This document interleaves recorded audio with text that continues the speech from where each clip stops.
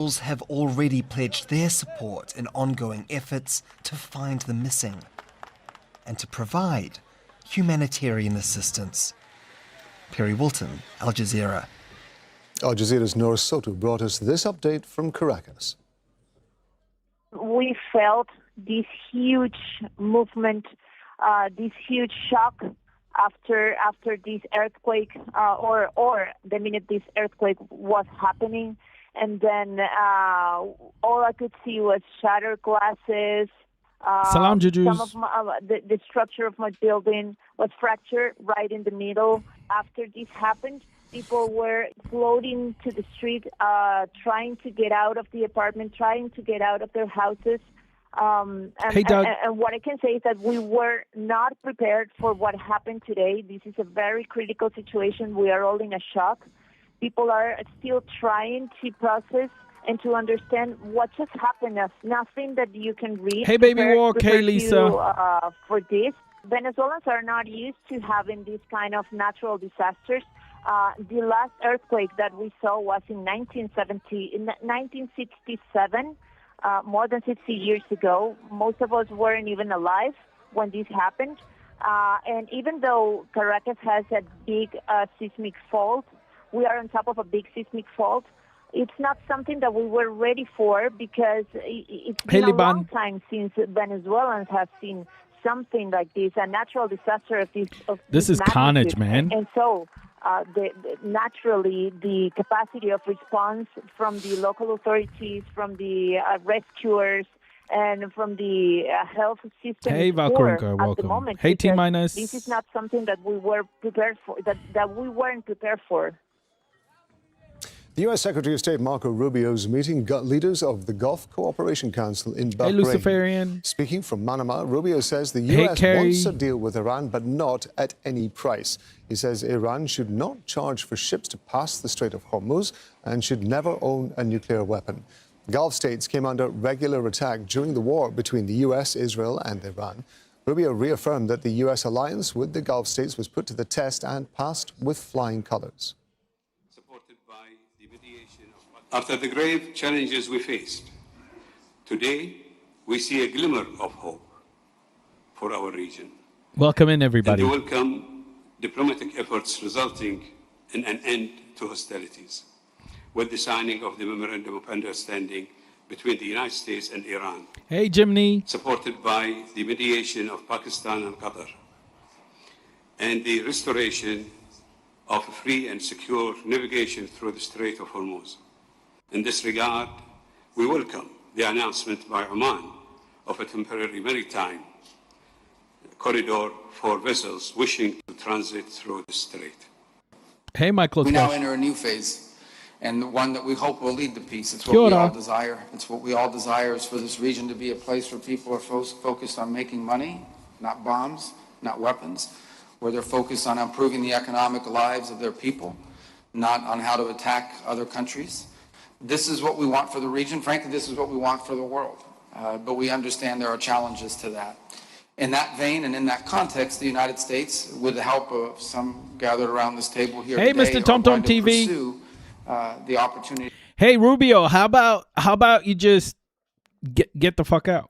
To enter into constructive dialogue and hopefully agreements with Iran. And we hope it leads to a very positive outcome. That is our hope. That is what we are open to. That's what we are prepared. Particularly if Iran makes the decision that instead of being a revolutionary movement that seeks to export its ideology into other countries, they're now interested in being a nation state that focuses on the well-being of their own people. If this is what they want for their future, the United States is prepared, alongside with all of you, to work to make that possible. Iran's Revolutionary Guard is warning ships against taking a new route through the Strait of Hormuz. It said that transit through the strait must be conducted in Oh, bro. Rubio's like, oh, stop being all revolutionary and shit. And then the IRGC's like, don't you dare take another route. coordination with the IRGC. The announcement comes a day after Oman announced it's providing transit corridors for ships in coordination with the International Maritime Hey, Kerry. Organization. Russell Serdo is standing by for us in Tehran. First, we're going to go to Zain Basravi in Doha. Hey, this is a new Oh my gosh, Kerry, thank you so much. Let's talk about what we've been hearing from Marco Rubio over the last few minutes or so, Zain. We heard that there are going to be a succession of things that they're going to be talking about. Marco Rubio and the president outlined some of the things that they're going to be discussing. But you were saying before, this is essentially a mission of reassurance by Marco Rubio. Just talk us through what is going to be happening Amani, salam, Ukhti. Salam. GCC meeting. Well, most likely what they are discussing is the path forward, what the future looks like in terms of dealing with Iran, dealing with the GCC, practical things. I am fine. Thank you so much, Amani, for coming. How are you? It's like getting the international market to once again feel like it can come back and invest in the region, reassuring the international market that the Strait of Hormuz will normalize. But what this war has shown is that... I'm sorry, Donnie. What were you going to say, Donnie? Reopening the Strait of Hormuz. Any security architecture in the region that's very nice to hear, Amani. What it has shown is that there must be accommodations through dialogue made with Iran, that war does not work. And this has been a war that is a worst-case scenario, and there's been a build-up to this for decades. There's been decades of tension between the United Europe has voted for a digital euro. Oh, do I have a video for you, everybody? Do I have a video for you? Oh, you're going to love this. States and Israel and Iran. And this war has played out in a way to illustrate that Iran remains an important player in the region. So what we are seeing now is a fight for influence, political influence in the region, and that translates into practical impact on the ground as we're... Okay. We're back. We're so back. We're backer than back. We're back. We're here. Welcome, everybody. It's so good to see you. Salim, welcome. I just want to say, the most back in the matter of backs, yeah. I've been sleeping terribly for a long time.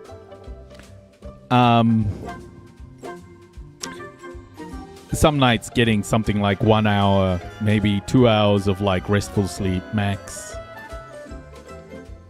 And today I had my first consultation with a sleep doctor. Or at least a breathing doctor. Is that a thing? A breathing doctor? Hey, Christy. And they said I have sleep apnea.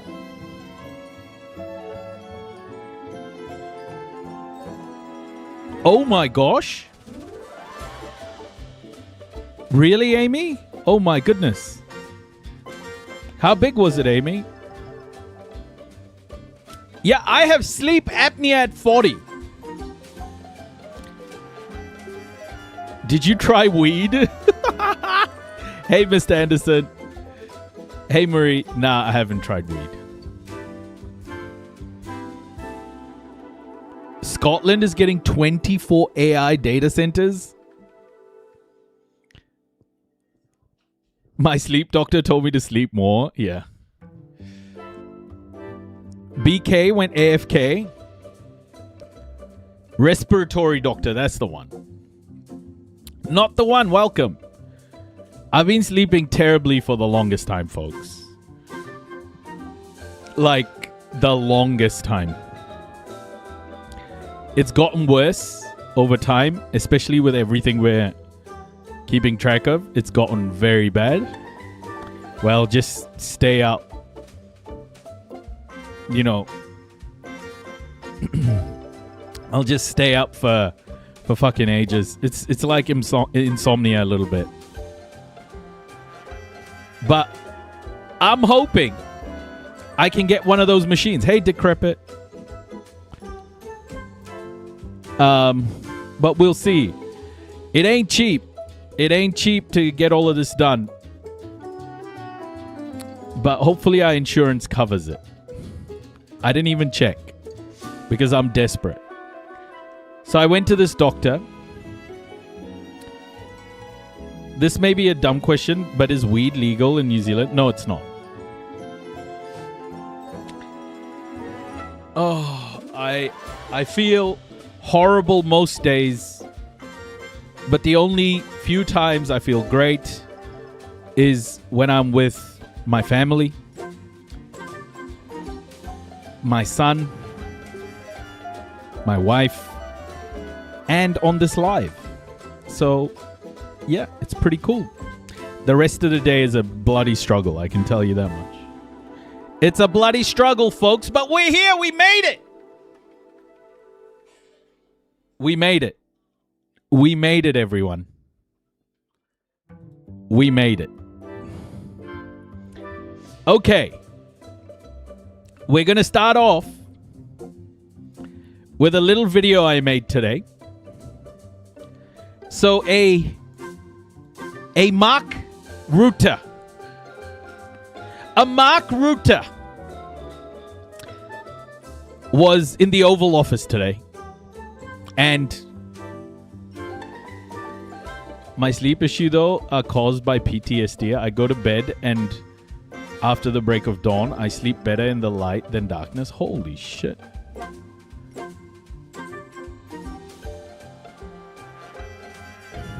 Oh, thank you, Christy.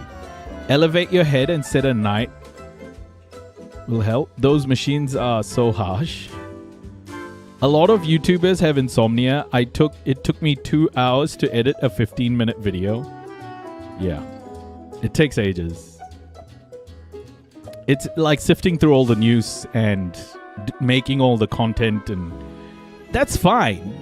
I'm okay with that. I like putting information out there. I like educating. It's just when you haven't had enough sleep, it feels like your shoulders are freaking heavy all the time. Hey Lala, Morena. My dad's a few years ago sounded like a plane taking off. Oh no. Okay, well, we're here. The first thing we're gonna do is talk about Mark Rutte. Mark Rutte von Trutte. Yeah, Sammy, we just watched an update about it. Now your wife's got... Oh, trust me, my snoring is very loud, Carrie. That's what Amber tells me. My snoring is extremely loud, so I'm sure the machine won't be that bad. Trump has never had his ass kissed like this before. Now I want to take you, if you stay here, I go over to these boards here, because I want to show you what this president was able to achieve. What? And I start with this chart. This chart is about the Trump trillion. The Trump trillion shows you the increase Europeans and Canadians are paying into defense since you took office in 2017. Trump 45 plus Trump 47. That is Mark Rutte, the Secretary General of NATO. And he has to be the most embarrassing politician in the world right now. The guy isn't some random Trump surrogate. Like, I can rationalize Trump's ass being kissed by a surrogate. But Rutte is the head of the most powerful military alliance on earth. And today, he shamelessly unveiled Trump Trillion. The most disingenuous guy giving Trump credit for pushing Europe into higher military spending. This is not the first time, though, Rutte has publicly called Trump daddy. They're not going to be fighting each other. They've had it. They've had a big fight, like two kids in a schoolyard. You know, they fight like hell. You can't stop them. Let them fight for about 2-3 minutes, then it's easy to stop them. And then daddy has to sometimes use strong language. You have to use strong language. Every once in a while, you have to use a certain word. Several months later. Alina Shirazi from Daily Mail. So based on your conversation with the president yesterday, do you think that he is still going to stay in NATO since you know him so well? And second of all, do you still consider him daddy after yesterday? Well, on the daddy thing, this is a language problem. What happens is the following. I have to explain to you. Because it follows me a little bit. I can assure you. Now, we had a sort of pre-summit meeting, the president and I, in June in The Hague. and he had been very angry that day with Iran and with Israel. This was in June last year. And in Dutch you would say, hey, the translation of your father is daddy, and I said, hey, yeah, sometimes daddy has to be angry. So I was not calling him my daddy, but... So cringe, honestly. But this is so much bigger than Mark Rutte's pandering to Donald Trump. This is a fair representation of European politics right now. The submissive behavior of European leaders when it comes to Donald Trump has to be one of the most humiliating chapters of European diplomacy. Now I want you to understand what actually happened here. Rutte didn't just say that NATO allies are spending more money on military, although that's a massive story in itself. He did something a lot worse. He turned European military spending into a personal gift for Donald Trump. He sat there and basically said, Mr. Trump, because of you, Europe and Canada have added roughly 1.2 trillion in defense spending. Because of you, dear leader, hundreds of billions more are going into American military companies.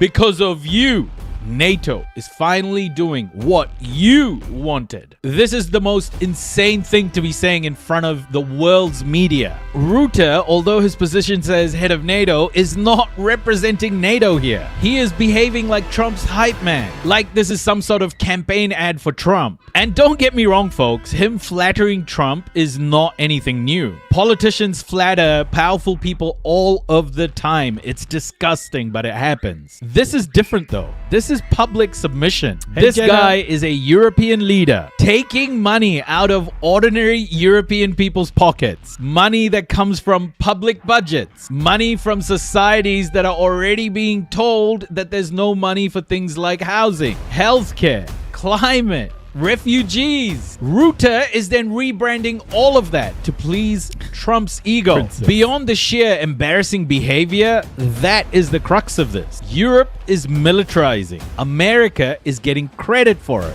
Defense contractors are getting paid. And Mark Rutte is standing there like this is some historic achievement. Look, Mark Rutte isn't embarrassing because he's polite. He's embarrassing because he's useful. He's the kind of politician that's turning Europe's militarization into a personal tribute to Donald Trump and then smiles like all he's doing is just saving the alliance.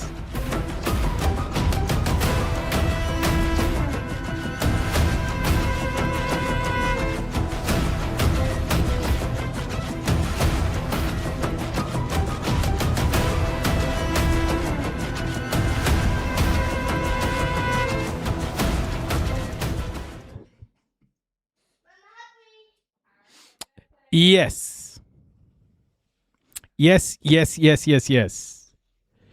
And here is, hey, Big Jerry. Here is Mark Rutte and that meeting, okay? You're about to see some major puckering of the butthole and lips. Okay? You're about to see it. Prepare yourselves, folks. This is basically like me going on Pornhub right now. I want to be a good boy. Okay? This is basically Pornhub. We need, because we need this extra defense output. This is important for Europe. When I point at all these jobs, of course, also many jobs being created in Europe and in Canada, but again, almost 200,000 here in the United States, supported by all these investments. But it is about defense industrial output, and this is also what the Ankara summit has to be about. The whole first Welcome day in, everybody. will be about defense industrial production, because we can spend as much as we want, but we need the interceptors, the missiles, we need the tanks, we need the artificial intelligence, etc., etc. And this is what you are doing that Guna language in the US, confirmed. but also therefore putting all that pressure on the defense industrial base. And finally, you had the G7 last week. I think that was a big success. What you've seen there is that, yes, you are President of the United States, but I want to make this point. For me, you are first of all the leader of the free world. In 2 weeks in Ankara, you will have... Oh my... This is so sick, everybody! Ruta, what are you doing? Why are you doing this, bro? What happened to you? Is this the guy who called him daddy? Yes, yes, Hassan, proctologist. Oh, this guy is so cringe, man. Not 7 countries, you will have 42 countries, the 32 allies, US and the other 31, but also 9 or 10 other countries from the Middle East, from the Indo-Pacific. And they want to hear your lead. You will provide it, I know this. This is what you do in Iran, this is what you do in defense industrial output. The problem for Ruta, he talks all of this shit, right? But Donny Boy was like, yo, we're gonna attack Iran, come help us. After they attacked Iran, he was like, come help us. And then all the European countries said, nah, bro. Now Ruta's like, you got all the countries, bro. You got all the countries. On spending and all of this. You being leader of the free world, and now we see it with Ukraine, the fact that Ukraine stays strong in the fight, that you still provide all the stuff they need, paid for by European and Canadian allies, fair. By the way, saying you're the leader of the free world is just such a racist thing to say. What he means is the white world. He means the West. The guy's a prick. Enough, but very important for them to stay in the fight and all the other things the United States is doing. So I'm really looking forward to that summit. I know that Erdogan, the president of Turkey, looks forward to receiving his good friend Donald J. Trump. But I just wanted to tell this story because, ladies and gentlemen of the American media, this is important. This is your president, but also leader of the free world, taking the leadership role as is necessary. Thank you very much, Mark. Very nice. Thank you very much. Oh my gosh, get his dick out of your mouth, bro. What the fuck is that? This is like human caterpillar with G at the front. G's nuts. Any questions, please? Mr. President, after all this, you've been so transformative vis-a-vis NATO, and I think the Secretary General just stated that you transformed NATO, the likes which nobody would have even thought that you could have done. After all that, do you still think the European allies, like you told me, treated you badly? And if so, what can they do to make things? I've always thought of Mark Rutte as similar to the American Psycho. You know, the character Christian Bale plays. I think Rutte is the same character. I think he does push-ups. Oh yeah, human centipede. Whoops, I said human caterpillar. Oh shit. Human centipede, yes. Yeah, he reminds me of the American Psycho. I think he's a little bit of a psychopath, I think. And you know, he's the kind of guy who would get naked in the morning in front of his mirror, do some push-ups and some sit-ups like American Psycho, maybe jerk off in front of the mirror as well. He just seems like that kind of guy. You know, murder a few people at night and then use moisturizer on his face. Things better. And to you, Secretary Rutte, can you confirm that all the thousands of flights, as you stated today and yesterday on Fox News, are in compliance with NATO treaty, sir? Well, let me just say, he's been a friend of mine. He's a great guy, great leader, great Secretary General. Everybody respects him. And I appreciate your nice words, but you really have done a good job. And I think if anybody else were in that position, we wouldn't even be meeting today, to be honest with you, because we were let down. We didn't need help on this at all. I'm not clipping Demolished that. them in literally the first week. But it would have been nice if they would have said, we'd like to help. We didn't even need it, but it would have been nice if they said that. They didn't say it. But as Secretary General, and he's the boss of the whole operation, he was, I believe if I would have called him, and I didn't bother doing that because I was doing individual countries just to take the temperature and see how they were doing. But I think if I would have called him, he probably would have found a way to help if we needed it. I feel, would have been a little bit different. But I was disappointed. I was disappointed with Italy. I was disappointed with the UK. He's now gone. And, he had a lot of problems. But we were disappointed with the UK. We were disappointed with Germany and France.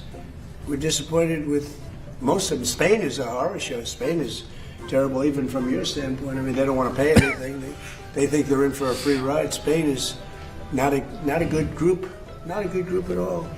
But I have great respect for this man. And so we're going to be discussing what took place, and we'll see what happens. Thank you. Can I answer to your second question? Because I don't have many disagreements with the President of the United States. Oh my gosh! Oh, Ruta's gonna disagree with Donnie? Ruta! Stop it. Stop it. Stop it, Mark! Here I have to slightly, because I do agree there's reason for disappointment, absolutely. But my argument is this. These are isolated cases. When you look at the overall, take for example Germany. From day one, they delivered on their these are bilateral commitments, a bit of the techniques of this, but the technology, but these are bilateral commitments these countries are having with the United States. So this is not, strictly speaking, NATO. Bilateral commitments, they all did what they promised to do. And this led to between 4,000 and 5,000 US planes taking off from Europe. I would argue it would have been very difficult to do Iran without having Europe as a power projection platform for the United States. Delivered again, he's right. There is also reason for disappointment. It is a mixed bag. Well, the big question is, are they paying the 5%? They agreed 6 months ago when we were together to pay 5%. And for the most part, they're not paying. Well, when you look at the numbers, take for example Germany. So we agreed they get a couple of years to. Oh shit, Ruta! Ruta's gonna get whipped in private. How dare you? How dare you? Are you still talking about Jeffrey Epstein? How dare you? They don't know what the they're doing. Together, because you cannot spend it in 1 year because you have an absorption problem. But Germany, for example, Germany is doubling its defense spending between 2021 and 2029. They will spend over 150 billion by 2029, which 150 billion. You guys remember what happened in Germany when they started arming up the last time, don't you? This is all you, Trump. It is staggering, more than the French and the Brits combined even. Take the Dutch, and Poland and the Baltics already there. Countries like Denmark really stepping up. So and the Nordics. So it's a bit of a mixed bag, but most of them are doing it, and the alliance is so much stronger because of this man. Are the sorties in compliance? Please, yellow dress. Thank you. Thank you. Hey, Mark. I think there are some nuts in your mouth. You, Glenn Turner from GB News. You mentioned that our Prime Minister has got one foot out the door. The new guy's coming in, Andy Burnham. What do you know about him, Mr. President? And what does he need to do to improve the relationship between know about who? the new incoming Prime Minister, Andy Burnham? I don't know anything. I see that he was, I guess, the mayor of a town. I hear he's extremely liberal. Extremely. So that means he probably won't open up the North Sea. I gave Keir Starmer some pretty good advice. I said, open up the North Sea. Go to Aberdeen, which was the hottest city in the whole continent. It was the oil city. It was the oil of drill, baby, drill. Europe. And they closed everything. It was terrible. I went to Keir Starmer and I said, reopening the Strait of Hormuz. But he didn't know where the hell it was. So I said it again. Reopening the Strait of Hormuz. He still didn't get it. Hormuz. Keir, Hormuz, man. Reopening the Strait of Hormuz. I saw it before my eyes and I couldn't believe it. The North Sea is loaded. I have had every oil company come to see me. Sir, could you give us access to the UK?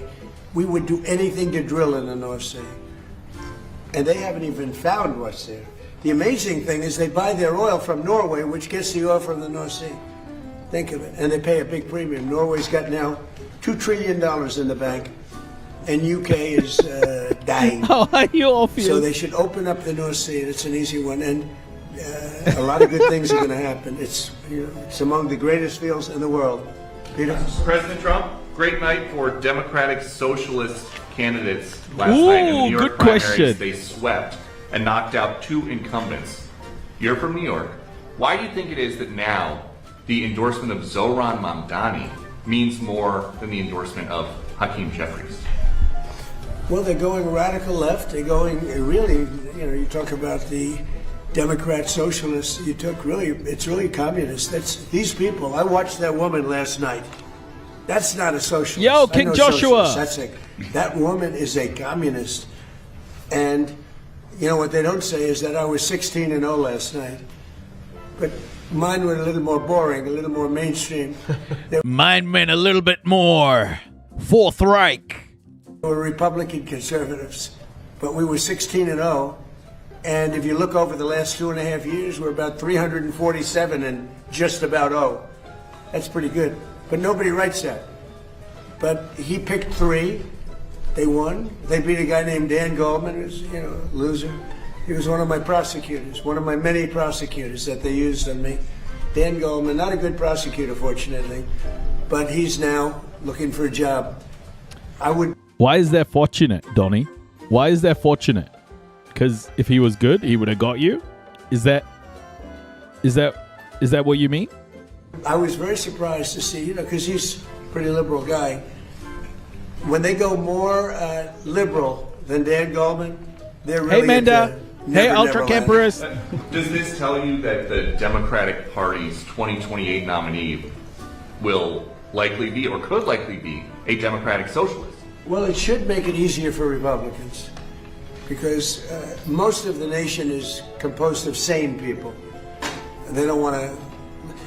if you look throughout history, go back thousands of years, you've always had socialism and communism by different names.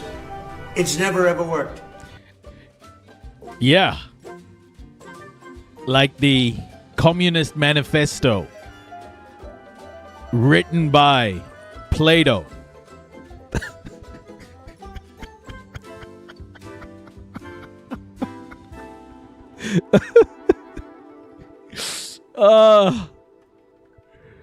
Like the Communist Manifesto written by Alexander the Great.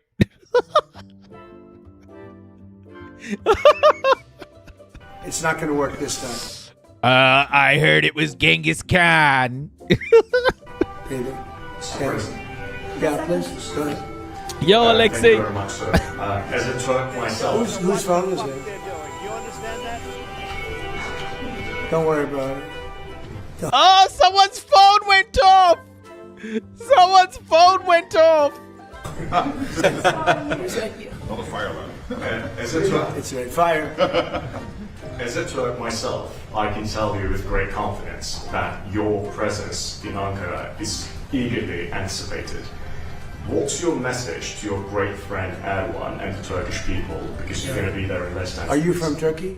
Yeah, I'm a Turk Good. myself. Well, And I like him. He's a friend of mine, and he stayed out of the war. He was a prime candidate to go into the war with Iran, maybe on the Iran side, because he's not a big fan of Israel, as you know. Woo!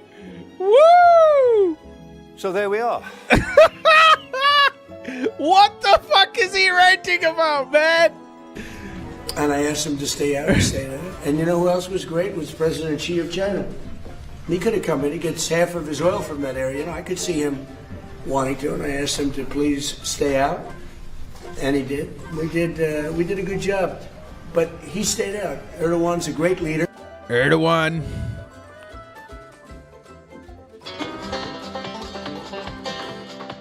God dang. That Erdogan. G'day, darling. Darlene. G'day, Darlene. Welcome in. That goddamn Erdogan. He just wanted to get in. He wanted to put it right in. But we said to Erdogan, you can't put that in there. God damn it. Don't you dare put it in, Erdogan. You don't go in. Hell no. God dang it. You stay. You dirty ass out of that, Erdogan. And then I looked at Xi. I was like, Xi, you stay the hell out of it, all right? And Xi was like, yeah. And I was like, yeah. And then we was like, yeah. Hallelujah. Xi's nuts. Very strong person, great military. And I asked him to stay out, and he did, and so did President Xi. And frankly, so did Putin, if you really look. But you could say that Vladimir has some other things to focus on. But they all stayed out. I mean, it was pretty amazing. People were surprised. Tied to that, Mr. President. And I think that Erdogan is, look, hey, he loves Turkey, welcome. Manda. Right? He's doing a great job. He loves Turkey. I love the U.S., but he loves Turkey, and he's doing a great job. He's a respected man, a respected leader, and he's... Just go with it, darling. It's okay. It's all right. You know? Things happen. Things are happening. We're going through the news. Been a friend of mine. Now, I shouldn't say that, because guys like Peter would say, oh, he likes Erdogan. He likes Erdogan. No, Peter won't. Peter does again. It's some of the others, let's say. But Erdogan is a strong man, but he's been everything I've ever asked him for, he's done. And like that, Mr. President, Mr. Secretary General clearly pointed out that allies want to do defense business with you, and Turkey is definitely one of them. Absolutely. They want the F-110 jet engines, and they want the F-35 fighter jets. Yeah. Are you going to Turkey with a big gift bag? I think so. Yeah, I think so. Look, he's a member of NATO. Some people don't consider him so, but he really is. He's a strong member of NATO. Yeah, I'm going to probably do something that's going to make him very happy. And Turkey has... Oh, shit. F-35s for Turkey? Oh, shit. I want to be a good boy. Oh, shit. Tell him hello. Tell him hello. He's a good man. And Turkey has a huge defense industrial base. 3,000 companies working all over the alliance, also here in the United States. So strong. People don't know how big Turkey is in terms of the military. It's a very strong, they have a lot of our equipment, a very strong military. Because of him. What are your expectations, sir, about this meeting in Ankara? What do you think? Well, except for the fact that it was being held in Turkey by President Erdogan, I don't think I would have gone to it. You would have gone for me. But I might go for Ruta sickens you? Trust me, I have not seen so much ball goggling in 40 minutes in my whole life. This is as much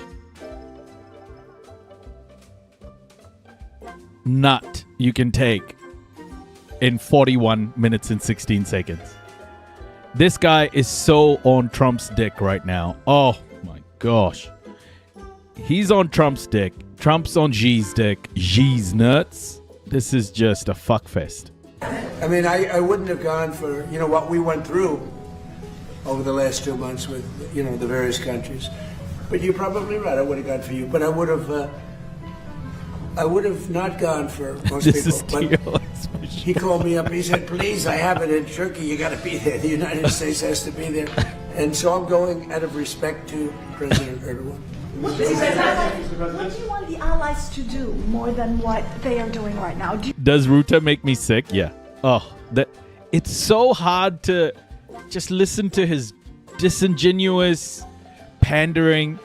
He knows that Trump just eats it up, and he just does it shamelessly. He doesn't care how he's perceived. He doesn't even want to be remembered. He doesn't care about his legacy.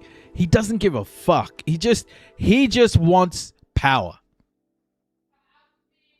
He just wants power. Do you have an ask? I just want their loyalty. We don't need their money. We don't need anything. We have the most powerful military in the world by far. But I just want loyalty. You know, we're so loyal to them. We're always fighting for them. We have thousands of troops all over Europe. In Germany, we have 50,000 troops. And then you want a little, give us a little nudge, give us a little kiss. We don't want much. And they say, no, we can't do it. We're paying hundreds of millions of dollars for the troops that we have in Germany, the troops that we have in UK, the troops that we have all over Europe. I will say Poland was very good. You know, I endorsed him, and he won. By the way, many people that I endorsed outside of the United States won. You know that, right? Do you know we had a big win yesterday with Colombia, a favorite place of Marco. Marco loves Colombia, but no, I endorsed a man who was, you know, and he won. But the same thing in Poland.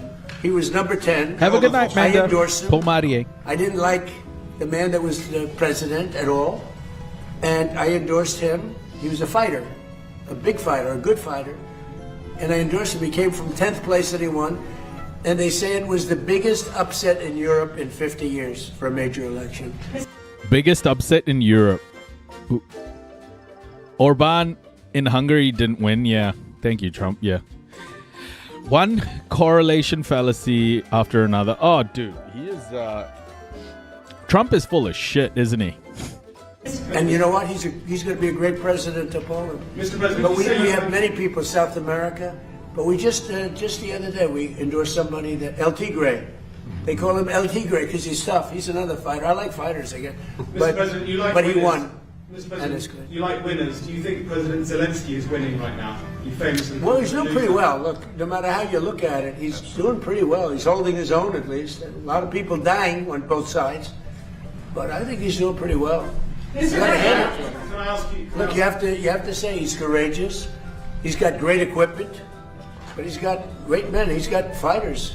And can I ask you one other question? Yeah. Have you seen the report into the Minab school attack, sir? And can you tell us... I have not seen it, no. Well, why not? At some point, well, I have to wait for it to be complete. I don't know that they're ever going to solve that problem. I mean, you could ask Pete, but I don't know that they're going to say it was one of our missiles. Pete, I don't know that they're ever going to solve that problem in terms of whose fault was it. Because there were missiles flying all over the place. So you won't accept and it's horrible what happened. But there were missiles flying all over the place. And somebody said it was our missile. Well, maybe it wasn't our missile, but I've seen nothing to lead me to believe it was. There were plenty of missiles being flown by other people. What do you think? Well, Mr. President, we've taken the investigation very seriously, and when the appropriate time is right, whatever that outcome is, that'll be the time to divulge. Do you know what... I mean, if you come up with the right answer, I don't think it's going to be us. I don't think it was us. There were a lot of missiles being fired at that time. Yeah, please. Mr. President, you just had a colourful lunch on the Senate. In the Senate. Would you be open to a compromise measure that had provisions of the SAVE Act into a reconciliation? Not really. No, the SAVE Act should be. It's not compromise. It's voter ID. It's proof of citizenship. Hey, Death Row. And it's also the mail-in ballots. Hey, Kokomili. We want mail-in ballots for the military. So, this whole Minab school thing, it's so obviously America who did this. And like you can even see the missile. It's so fucked, bro, that these people are allowed to deny like this. And the media just won't push him, you know? They killed 160 kids, bro. Young girls, children. They mass murdered them. And the media just lets them get away with it.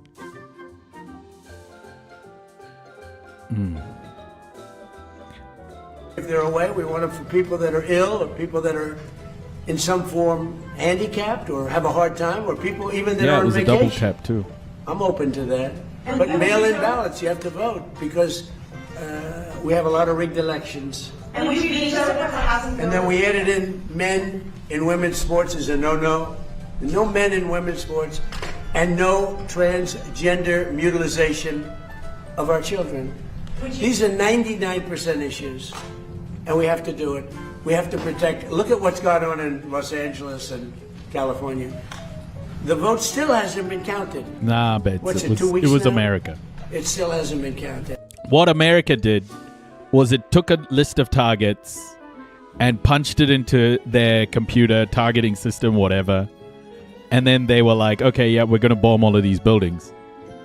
But they didn't update the addresses or something, or the targets. Like, they hadn't updated it after things changed, and they bombed it anyway. Double tap. That's what they're saying, that they didn't update it. But doesn't matter what happened. They bombed a fucking school with children twice, you know, and killed 160 of them. But are we surprised? They killed over 20,000 children with American bombs in Gaza. And they're killing children in the West Bank. They're killing children in Lebanon. Like, this is modus operandi for America and the West. This is what the West does. And I don't know Spencer Pratt, but I watched him and he was doing really nicely. All of a sudden he's out. And I said he was going to be out because he was doing well.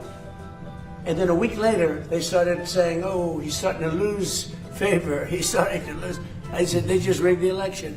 And they were going to do that with Steve Hilton. He's a good America, man. And I asked the U.S. attorney to go look at their votes. And as soon as I did that, they announced it. Pete Hegseth probably had a couple of fat lines, came out onto the deck of the ship, or, you know, on the phone to his lads. Like, God damn it, lad, load them up. I want y'all to load up those goddamn missiles right there and let's shoot some of these Arab bastards. God damn it. Shoot them.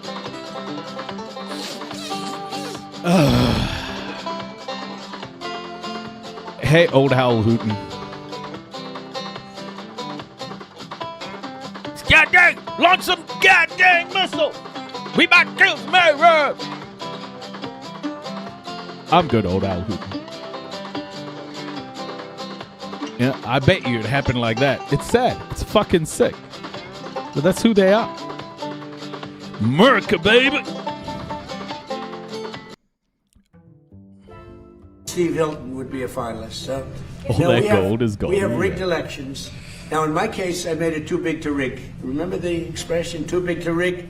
But we have rigged, and we have to have voter ID. If we don't have voter ID and proof of citizenship, but basically it's the Save America Act. Everybody wants it. Everybody is it, including Democrats. 87% of Democrats want it. Not the leaders, because they want to cheat. Their policy is so bad, they're unelectable. Would you veto the housing bill you came to your desk, sir? Would you veto it? About what? If the housing bill that you didn't sign today that came No, to your I desk. said I'm not signing the housing bill. I want to see what happens with it. Look, the housing bill is housing. I made billions of dollars with housing. I know housing better than anybody. You see how he's trying to distract everybody? He's trying to move on from Iran because he's about to make some ridiculous concessions. I want to move forward a little bit here to Ruta's fucking disgusting presentation. If that's even on here. Is that on here? No, it's not on here. It's not on here. Anyway, fuck that guy. Let's listen to Mr. Cadaver here. I mean, Michael Clark. Michael is sounding rough, everybody. Let me warn you right now. He's sounding rough. We are 3 or 4 days now into the 60-day negotiation period that's going to, we hope, bring an end to the Iran war. But already, as expected, it's getting very complicated and very messy. Mainly because both sides are saying different things about the same sort of issues. So the one that matters to most of the rest of us is the Strait of Hormuz. Now, there have been some transits of ships. On Monday, 42 ships passed through the Straits, about 20 going inwards, 22 going outwards. Yesterday, Tuesday, 31 ships went through the Straits. I think it was 11 coming in, 20 odd going out. It's the ships coming in that in a way are more important because that shows some confidence that ships are prepared to come into the Strait on the assumption that they'll be able to get out again. The problem is that both sides are saying something different about the transit through the Straits. The IMO, the International Maritime Organization, is trying to evacuate 11,000 seafarers who are stuck on the wrong side of the Gulf. And they're saying to ships, go to the waiting area and we'll give you a route out. The problem is there are two routes out that are being talked about. The Iranians are saying, that's fine, you can leave, but you've got to come round Larak Island, north or south of Larak, before you go out through the Straits. What the IMO are saying is, no, you've actually got to take the Guardian Angel route, the route that the Americans pioneered about a month ago, which is right up the coast of Oman, right round the point there, the Al Jabal point, keeping right to the coast. Oh! What is he drawing? What is he drawing? Keep close to the Al Jabal route and just make sure to circle back. Sorry. Here is that this is not a great route. There are all sorts of issues here. I mean, the depth is only about 25 meters at this point, and the depth isn't great either around Larak Island. The problem is that the traffic separation scheme, the route that is normally taken there, is probably mined. So all of the ships that go out have got to go either a northern route or a southern route. There's a further problem. The Iranians are saying, unless we can't guarantee your safety. And the Americans are saying, unless you come out of the southern route, if you take the northern route, then your insurance may be invalid and you might be breaking sanctions. And so a lot of the ship owners and their crews find themselves quite genuinely caught between. Yo, Asi Pinto, welcome. And for that reason, they're doing nothing and they're just waiting to see what happens next. A dinosaur eating Oman. Actually happening, you can see that there's a reasonable amount of transit in and out. So those are the ships that are going on the northern route by Larak Island. Here are the ships that are on the Guardian Angel route around the coast of Oman.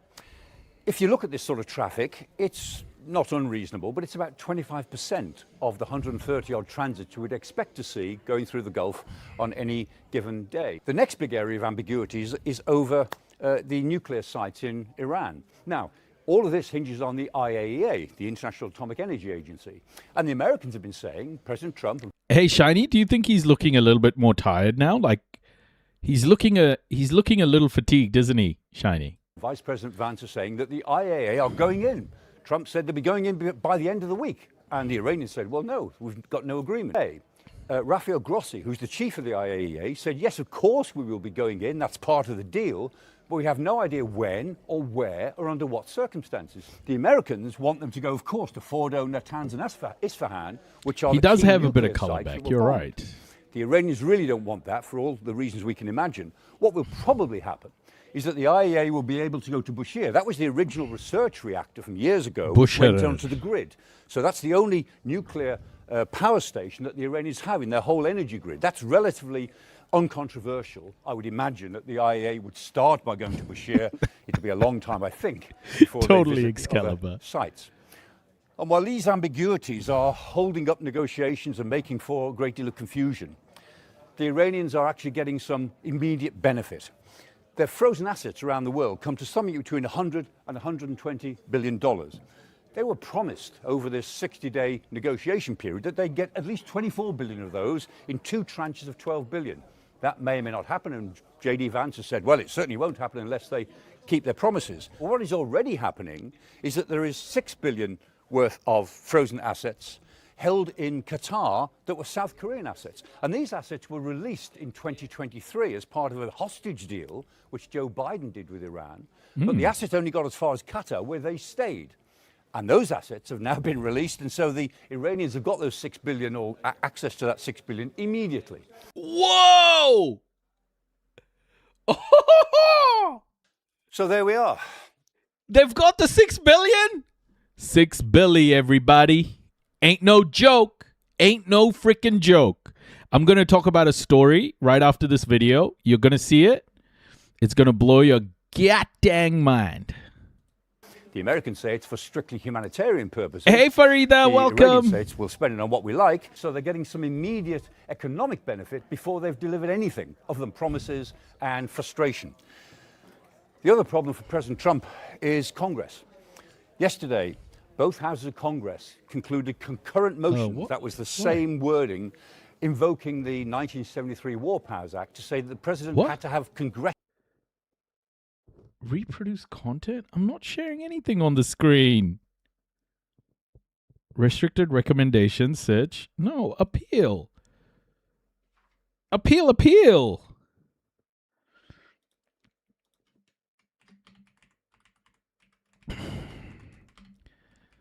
Nothing on the screen. Why did I get this?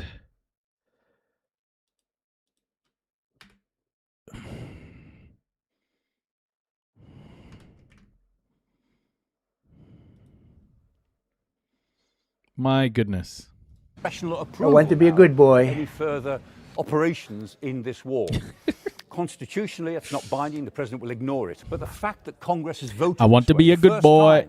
That Republicans in the Senate have gone How in are with you, the Dope Stick? Democrats indicates that, in fact, Congress is reflecting Yeah, it's TikTok. American public opinion in its disquiet with what this war is actually doing. And so it comes down to a battle of wills over the next. And so there we are. Next 60 days, in theory. The Americans are saying that they will hold the Iranians' feet to the fire. They won't get any rewards until they deliver. The Iranians are saying, we'll do it our way. And the fact is that the deal that was concluded, the Jam on MOU, toast sounds nice. had more holes in it than a Swiss cheese. And they thrive on that. The Iranians are really good at working with ambiguity, at making negotiations go on forever. The Americans are very impatient. The truth is, the American position, political position, is weakening all the time. The longer this process goes, the weaker it will probably get. The bottom line is that on the 7th of March, just a week after the bombing started, President Trump wrote on social media that I demand the unconditional surrender of Iran, the unconditional surrender. Well, if anything, the boot is now on the other foot. The Iranians, I think, are in control of this process. The Americans are certainly Take not care, going to death surrender row. unconditionally.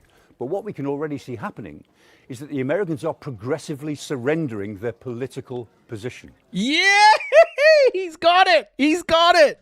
So there we are. And the Iranians, they know they'll keep this process going way after 60 days. The Americans, after 60 days, will be that much nearer the November midterm elections. They're running out of time. The Iranians are not. Why did I just get a fucking restriction? For what? Gosh, bro. Like, I don't even know with TikTok anymore, right? TikTok just gives me restrictions for no fucking reason now. It's so insane.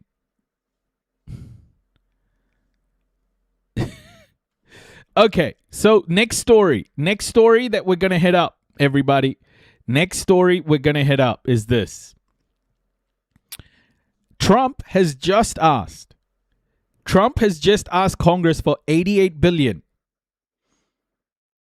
$88 billion, mostly for war with Iran. Hard to believe this is what Michael Clark looked like just before Iran. No way. You got a picture?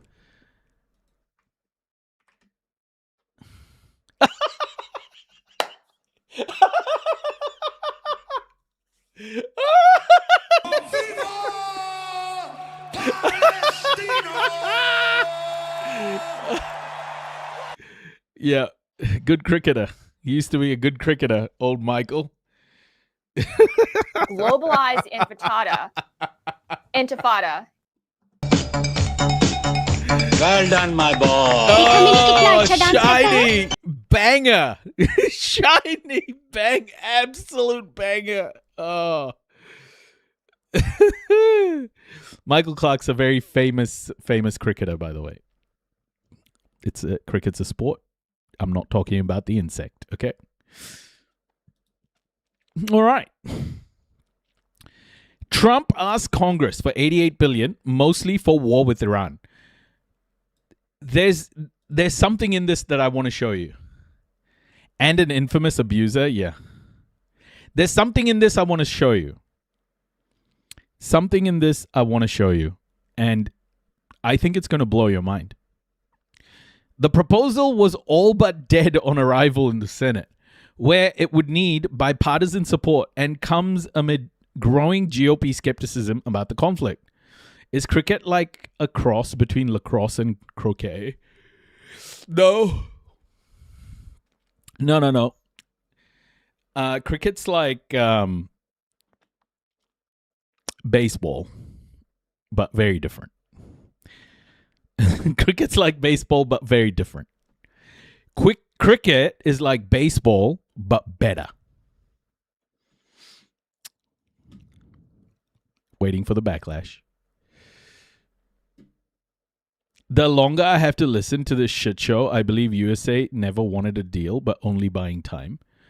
It's like baseball with more tools and more rules, and it lasts a week, yeah. Way more rules, yeah. Actually, 10 out of 10 description, very fair, yeah. Okay, President Trump asked Congress on Wednesday to approve $87.6 billion in extra spending this year for the war with Iran, as well as a handful of unrelated programs. A request that came amid growing Republican tension over his handling of the conflict. The bulk of the request, about $70 billion, addresses operational costs. Okay. Let's just assume that they didn't calculate. Boring, Alexei? What? Excusez-moi? They make Bollywood dances about cricket. Bollywood, I think you mean. That's all I was saying, yeah. The bulk of the request, about $70 billion, addresses operational costs incurred by the Pentagon during the conflict, the administration said in a letter to Congress. Let's just assume they didn't calculate the cost properly, because remember, Pete Hegseth said it cost $25 billion, but I think it was a lot more than that. And I think it's a lot more than $70 billion as well. Okay, let's let that go to the side for a second. The request also includes $11 billion for American farmers and $1.4 billion to respond to the Ebola outbreak in Central Africa, and $1 billion to complete the renovation of Pennsylvania Station in New York. Okay, let's go back to that $11 billion, okay? Let's go back to that $11 billion for American farmers. You know what he's going to do here, right? Morning, Red Bob Scoff. So I've been hearing Donald Trump say something like that the money we're going to give to Iran is going to come back to our farmers because they're going to buy product. Iran's going to buy product. Iran's going to buy product from America. Yeah, exactly, Excalibur. You got it. He said that Iran is going to be buying American products. And it's going to enrich American farmers. So I think this $11 billion is literally for Iran. I think this $11 billion is for Iran. Oh my God. At least $11 billion. Remember in the last video, Michael Clark very aptly put it as they're going to give Iran $24 billion. And a couple of billion have already been released. 12 billion has been released. There's another 12 billion. Guys, they've released 12 billion from Qatar. There's another 12 billion to give Iran. And there seems to be a number here now that has just randomly come up as 11 billion. I don't even believe the 1.4 billion is for the Ebola outbreak. I think they're just going to merge all of this shit together. Oh my gosh. I think Trump's going to be giving a shitload of money to Iran. I think Trump's going to be giving a lot of money to Iran, and he's just not telling anybody. It's so crazy. It's so crazy how badly he's lost. Honestly, I think this is a huge fuck up by Trump, and he's trying to cover his tracks. Representative Tom Cole, Republican of Oklahoma and the chairman of the Appropriations Committee, and Ken Calvert, Republican of California and the chairman of the panel's Defense Subcommittee, said in a statement that they looked forward to fully reviewing the details of the request with our colleagues. And it just happened to be 88 billion? Yeah, exactly.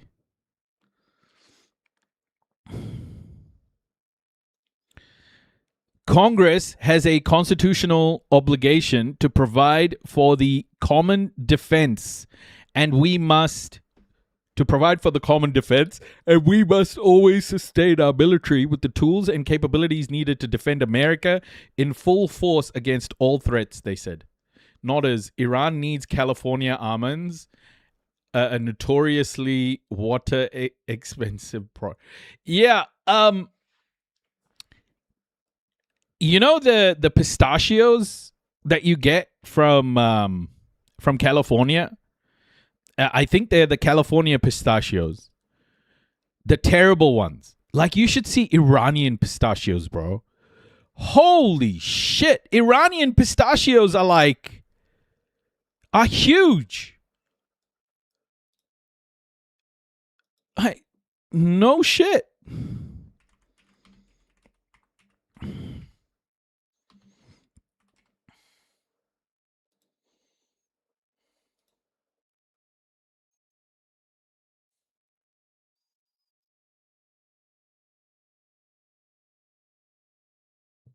Where are the comparisons? Yeah, the Iranian pistachios are so huge compared to the California ones.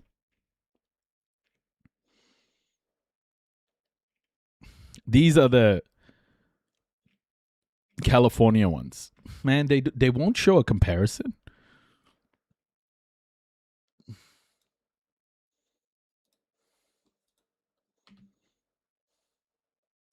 Size difference. Size comparison.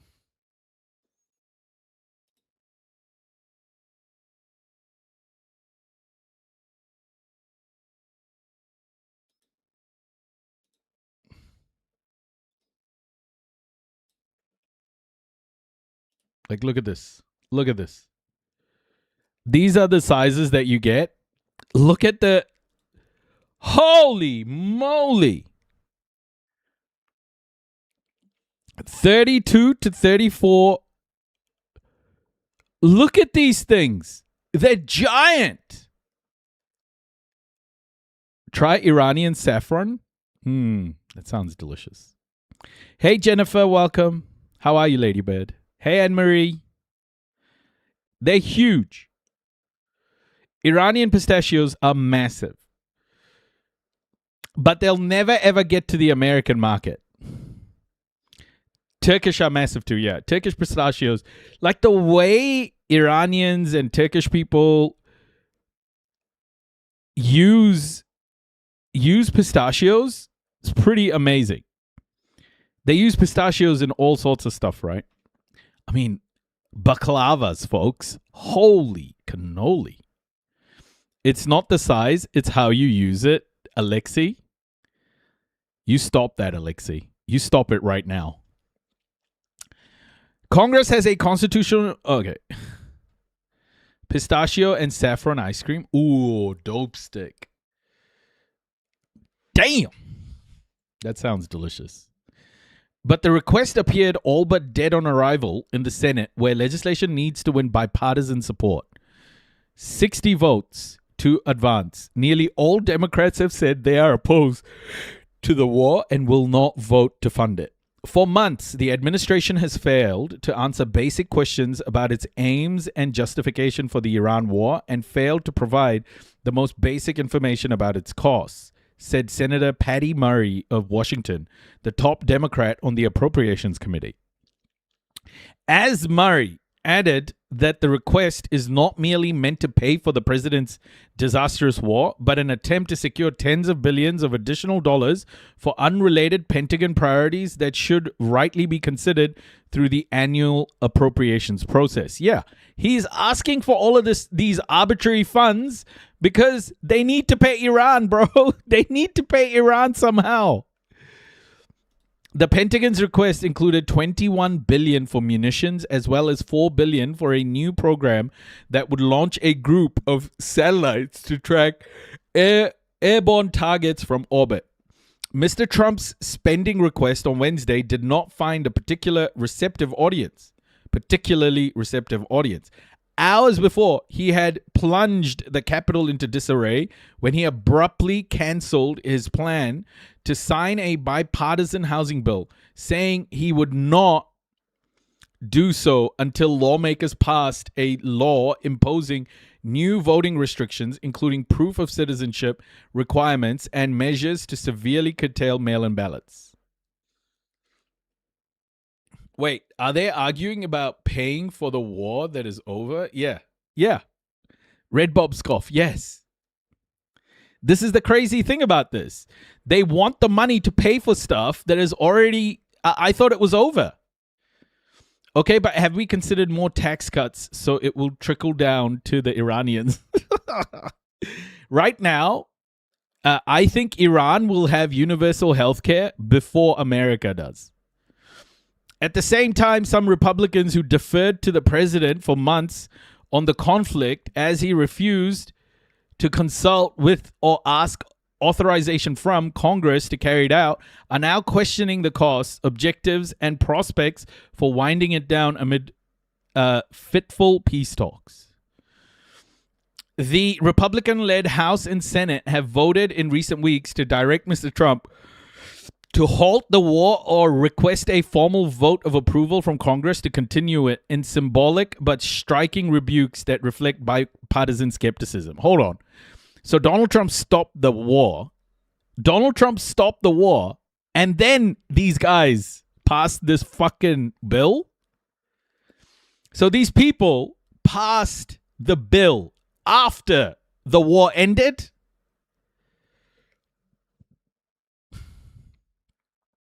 On Tuesday, 4 Senate Republicans crossed party lines to vote with Democrats in favor of the War Powers Resolution. And some vulnerable Republican lawmakers have privately said they do not want to cast a vote to spend tens of billions of dollars on a politically unpopular war weeks before the midterm elections. We should be seeing Felon 47's concepts of a healthcare plan any day now. You know, we wouldn't be here and they wouldn't be questioning his priorities if he didn't have so many conflicts of interest. The reflecting pool comes to mind. They should stop the Vietnam War now while they're at it. Oh, I love this energy chat. Wash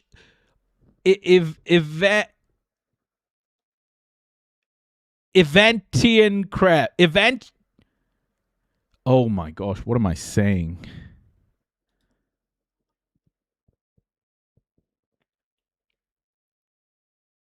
Evantian or Evantian crap? Evantian crap. I'm so sorry. I'm fucking up your name. I apologize. Oh my gosh. Oh, I am saying it right. Yes. Holy shit, man. Oh my gosh. Evantian crap. Yeah, Evantian crap, yes. Bacterial collection pool. Apparently it's torn and he's starting to blame people for using a knife. How are you, Evantian crap? Welcome. It's good to see you. Defense Secretary Pete Hegseth has made the rounds in recent days in Congress, meeting privately with Republicans to make the case that the Pentagon urgently needed funding to buy additional weapons. He met privately on Wednesday with House Republicans, where Representative August Pfluger of Texas, the chairman of the Republican Study Committee, said he pushed very hard for us in Congress to make that investment. A top Pentagon official testified last month that the war with Iran had cost around $29 billion to that point. That estimate, however, did not include a number of costs the United States will have to bear associated with the hostilities, including repairing more than a dozen American military bases damaged by Iranian attacks. It's 5 a.m. and I'm eating leftovers. Oh my... Yes! Yes! That's amazing! What are the leftovers, though? Can we judge your leftovers? What are the leftovers? And did you just get home? So are you up at 5 a.m. because you haven't slept yet? Like, what's happening here? Have you just had a big night and you've just come home and you're just cranking into the leftovers. Hey, criminal crossovers, welcome. Kia ora. You been editing videos all day? Dedication.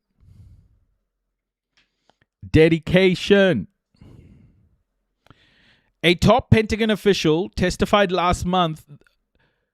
American bases, yeah. The marquee tax legislation Republicans passed last summer over solid Democratic opposition provided the Pentagon with $150 billion in new funding. In an effort to find another way to steer around Democrats and approve more military funding, the administration and some Republicans in Congress have considered using the same filibuster-proof budget process they used to enact that law known as reconciliation, to push through $350 billion in new military funding. Just rice and seasonings. I'm a madman, except the fact I'm a grown-ass woman. And not a man.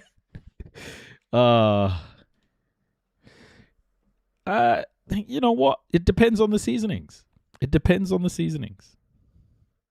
These are huge numbers, man. These are GDPs of some countries.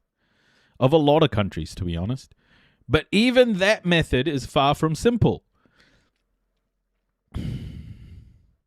It would require almost total GOP unanimity, and some conservative House Republicans have already cast doubt on the Pentagon's call for a record $1.5 trillion budget for the coming year. Others have said they would back such high levels of military spending only if they could attach unrelated divisive measures. But those could alienate more moderate Republicans whose votes would be needed to push through new defense spending. The education budget of the U.S. is like $250 billion. Oh my goodness. Yeah, this is not a smart move as dollar is under pressure. Cost of servicing debt is going up. I think America is in an okay position. The strength of the dollar is still holding. It hasn't lost too much value. Yeah, in fact, it did the opposite.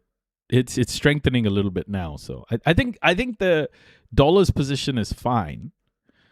It is weaker, obviously, than it used to be, but I don't think it's the petrodollar. Yeah, just the dollar as a whole is still very powerful. I think it's like 54% of all reserve currencies still American dollars. 54 or 56%. The White House also attached some policy requests to the supplemental funding request, including that lawmakers codify the year-round sale of the ethanol blend known as E15. Several Midwestern Republicans locked in tight races in this year's midterm elections have urged the passage of that legislation, which passed the House in May but has stalled in the Senate. The request also included $300 million for urgent elevator-related capital projects across over 45 buildings nationwide, with a focus on the repair and replacement of elevator and other conveyance systems. Oh my gosh. There are... How bad are those elevators? So the U.S. isn't going to be out of oil in 2 weeks? Not anymore.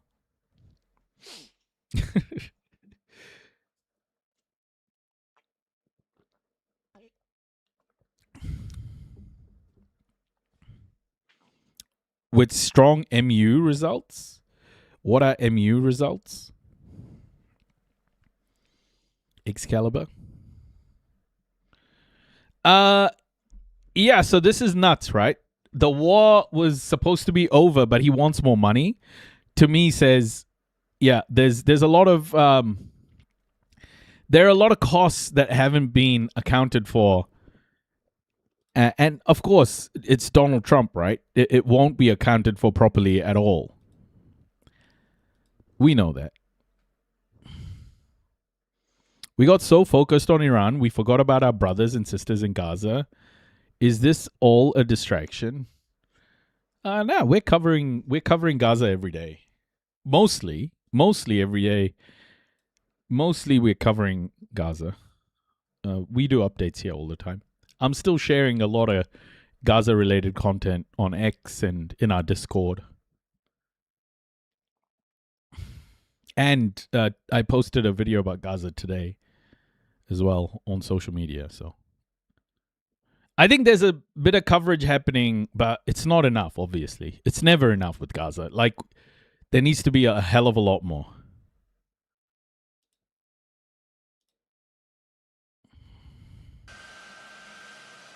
Rubio, U.S. completely aligned with Gulf allies on Iran.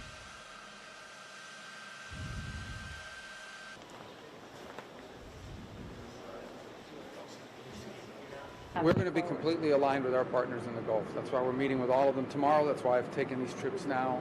We're not going to do anything that undermines the security of our allies, our long-standing allies in the region.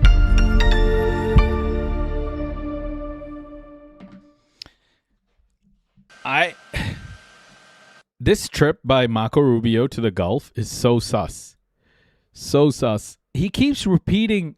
I think Marco Rubio is actually, he's angling for the presidency, I think. I really do. I think Marco Rubio is angling for the presidency. I think he may run in the next election with Donald Trump's blessings. Him and J.D. Vance.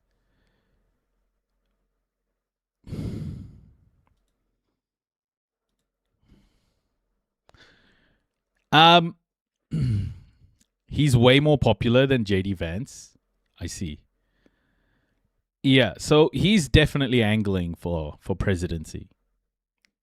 I think Marco Rubio is going to go for it. But I think Marco Rubio is very dangerous, eh? Like, honestly, he's sly, he's an operator, and I think he's very, very dangerous. Like, you will not, the way you're hearing about everything going on right now with Marco Rubio, he will not, like, you won't know shit. You won't know anything that's happening, and he'll cause a lot of damage, I think. Like, he'll be like that smart, evil guy. I don't think either guy is going to get the nomination. Really? Okay. This story is Rubio Zazayo.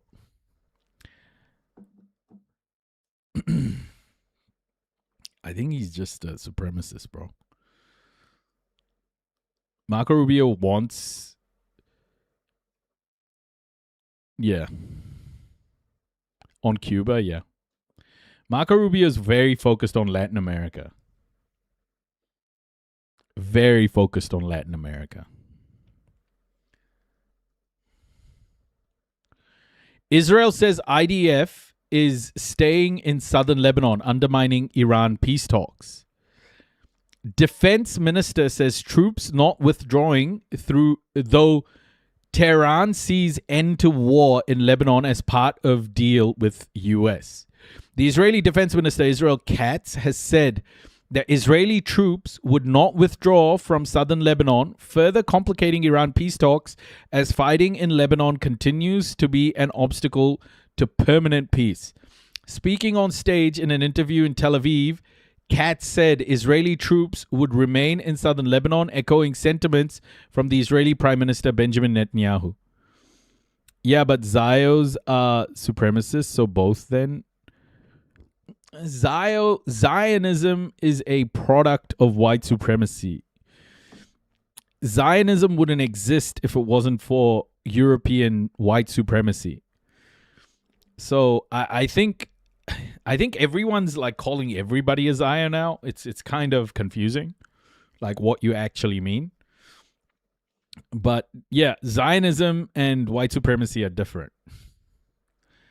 The IDF is prepared and we are not retreating. We announced that in any case, we are not withdrawing. And as of this moment, And as of this moment, and this is a political achievement, there is no American demand for Israel to withdraw from Lebanon, Katz said.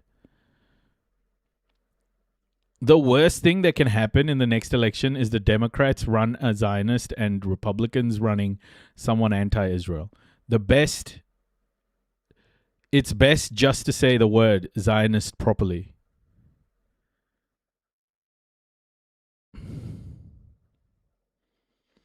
Nah, I think people call everybody a Zionist. It's supposed to be confusing.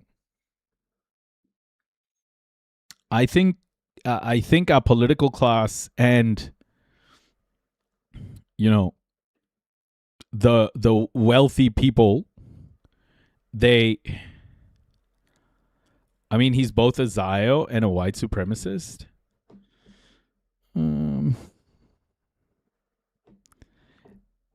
Yeah, I guess so.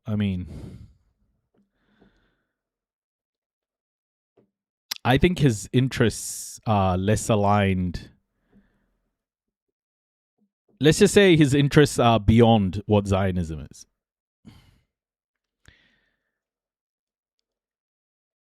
The US and Iran signed an accord last week extending a fragile ceasefire and setting the stage for 60 days of talks meant to lead to a permanent peace.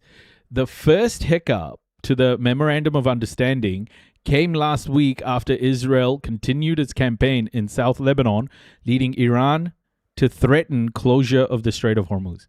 I think calling everyone a Zionist gives white supremacy breathing room.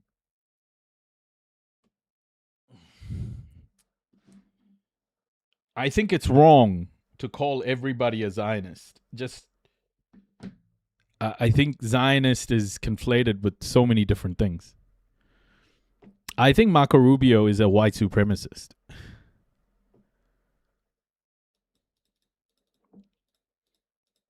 Yeah, I know he's Cuban, but yeah, he can still be a white supremacist. The US and Iran signed an accord last week extending a fragile ceasefire and setting the stage. He's a white Cuban? I see, Elizabeth. Yeah, he's definitely a white supremacist. Setting the stage for 60 days of talks meant to lead to a permanent peace.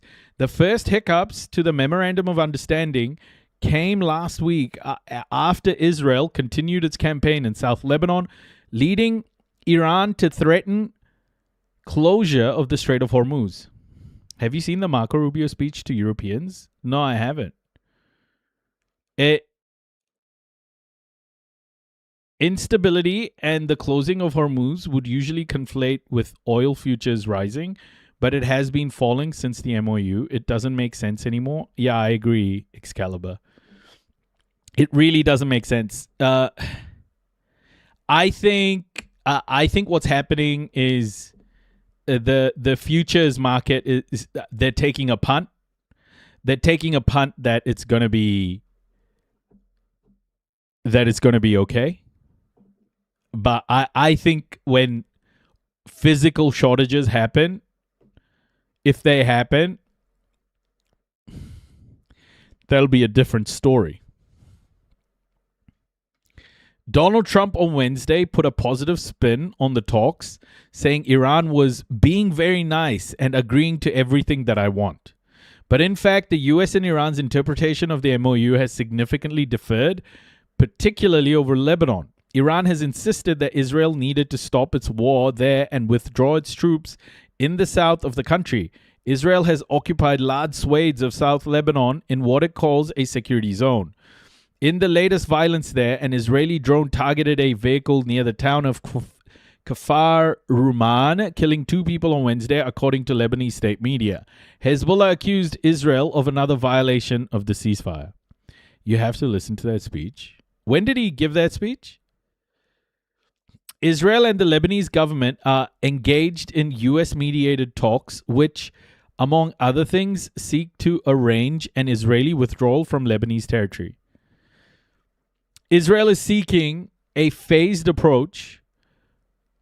Marco is House Sazon, Like the house curry you speak of sometimes? Ah, yeah.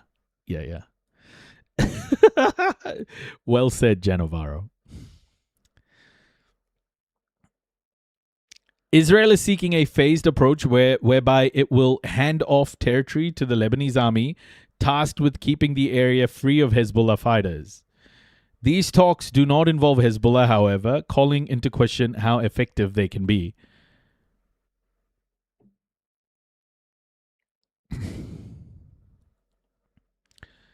Iran, which is not a part of the Israel-Lebanon talks, has worked hard to link a ceasefire with Iran to an end to fighting in Lebanon.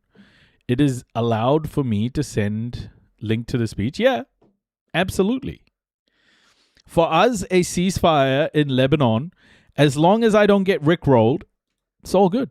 For us, a ceasefire in Lebanon is as important as a ceasefire in Iran. And further, an end to the war in Lebanon is as important as an end to the war in Iran. Iran's parliamentary speaker, Mohammad Bagher Ghalibaf, said on Wednesday. Is this the speech?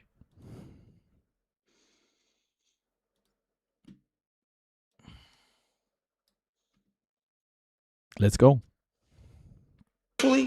And we are connected culturally. We want Europe to be strong. We believe that Europe must survive. Because the two great wars of the last century serve for us as history's constant reminder that ultimately our destiny is and will always be intertwined with yours. Yeah. When they start speaking about like this culture bullshit, you know they're talking about whiteness. Because we know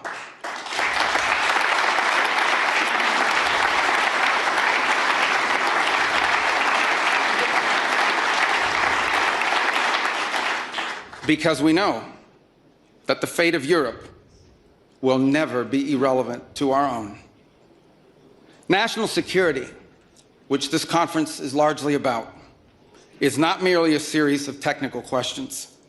How much we spend on defense or where, how we deploy it, these are important questions. They are. But they are not the fundamental one. The fundamental question we must answer at the outset is, what exactly are we defending? We saved Europe from fascism and the world will never forgive us. Is that a quote, or should there be a kappa? Because armies do not fight for abstractions. Armies fight for a people. Armies fight for a nation. Armies fight for a way of life. And that is what we are defending. A great civilization that has every reason to... Oh, he's fucking doing the civilization thing as well, bro. He might as well start Roman saluting, okay? He might as well start Roman fucking saluting right there on the stage. To be proud of its history, confident of its future, and aims to always be the master of its own economic and political destiny. It was here, in Europe, where the ideas that planted the seeds of liberty that changed the world were born. They don't know what the fuck they're doing. Okay, so this was in Feb, right? This was what? Someone said 14th of Feb. So this was before they bombed Iran and fucked everything up. He's not going to be saying dumb shit like this anymore. It was here in Europe which gave the world the rule of law, the universities, and the scientific revolution. It was this continent that produced... It wasn't! It wasn't! ...the genius of Mozart and Beethoven, of Dante and Shakespeare, of Michelangelo and Da Vinci, of the Beatles and the Rolling Stones. And this is the place where the vaulted ceilings of the Sistine Chapel and the towering spires of the great cathedral in Cologne, they testify not just to the greatness of our past. By the way, the person who said Marco Rubio's a Zio, no. This is not Zionism. This is white supremacy. This is it. This is what white supremacy is. What he's doing here. This right here white supremacy. Okay? All of this. White supremacy.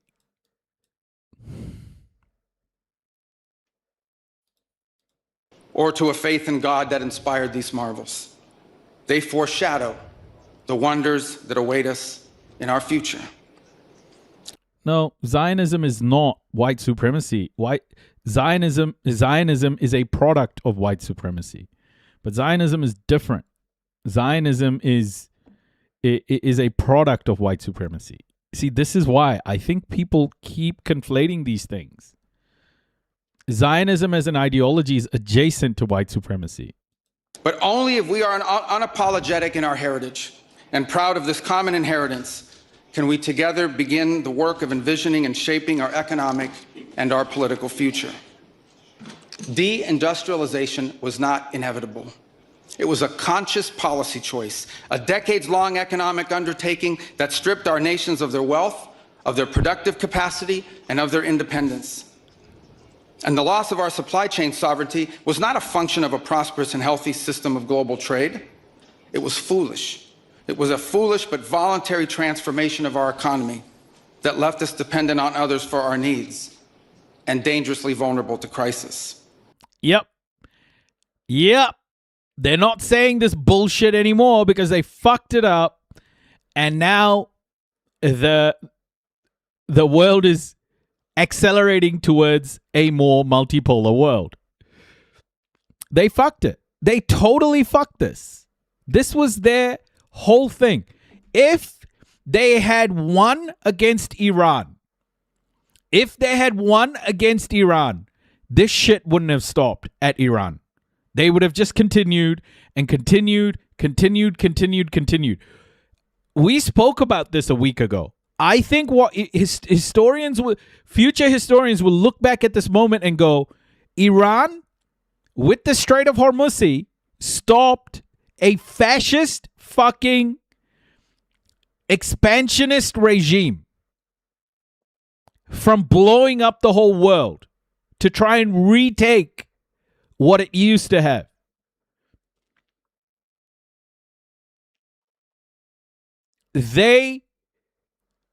This is what it was.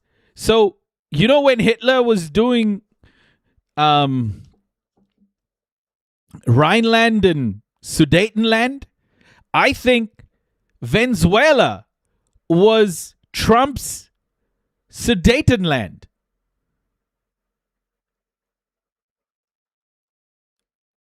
I think they were going all the way. I think Iran stopped it. Mass migration isn't some fringe concern of little consequence. It was and continues to be a crisis which is transforming and destabilizing societies all across the West. Together, we can reindustrialize our economies and rebuild our capacity to defend our people. But the work of this new alliance should not be focused just on military cooperation and reclaiming the industries of the past. It should also be focused on together advancing our mutual interests in new frontiers.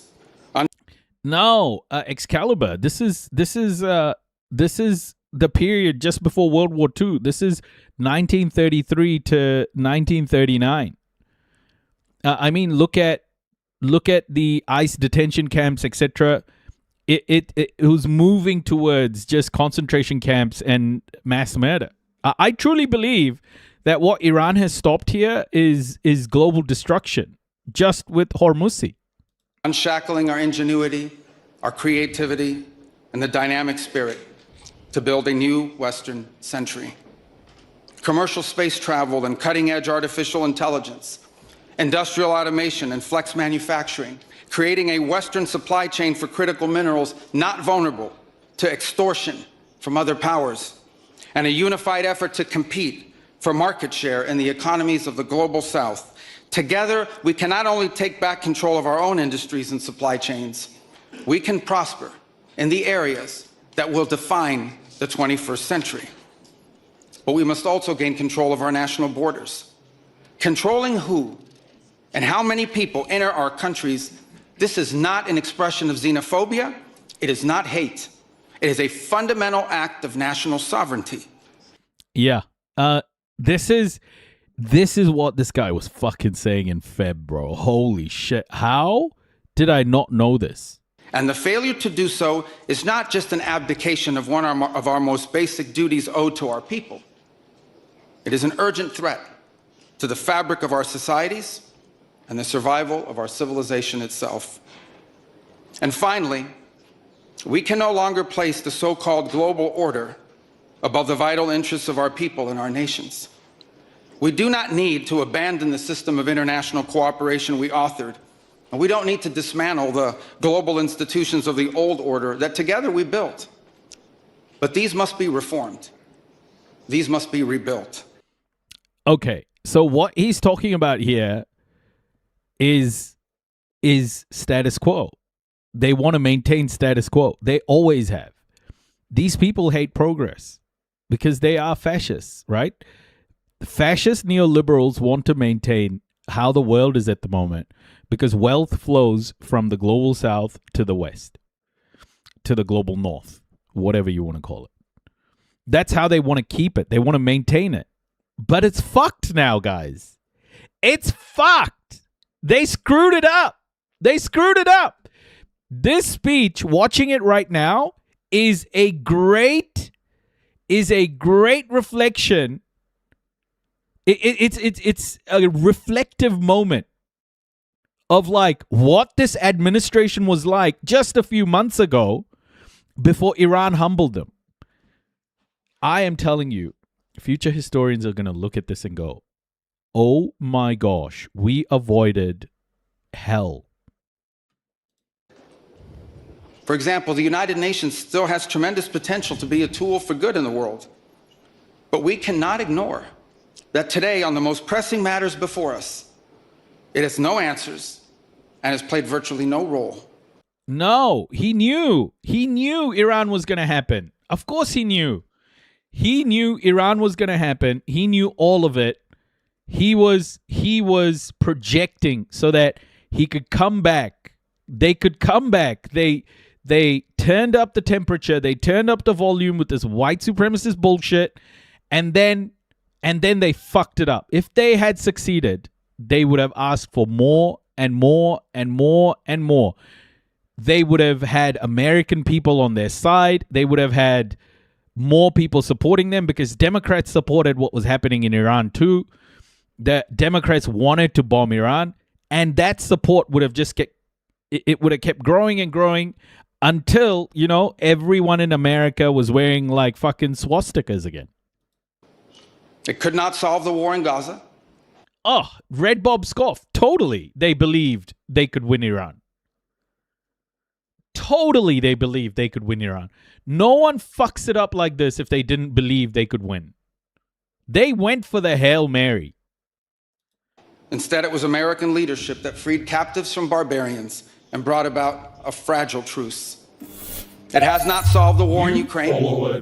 It took American leadership in partnership with many of the countries here today. It's JJ Styles.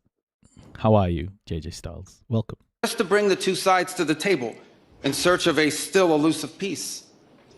It was powerless to constrain the nuclear program of radical Shia clerics in Tehran. That required 14 bombs dropped with precision from American B-2 bombers. And it was unable to address the threat to our security from a narco-terrorist dictator in Venezuela. Instead, it took American special forces to bring this fugitive to justice. I'm not sure I see the issue with this speech. Yeah, white supremacists won't see the issue with this speech. But he fucked it up.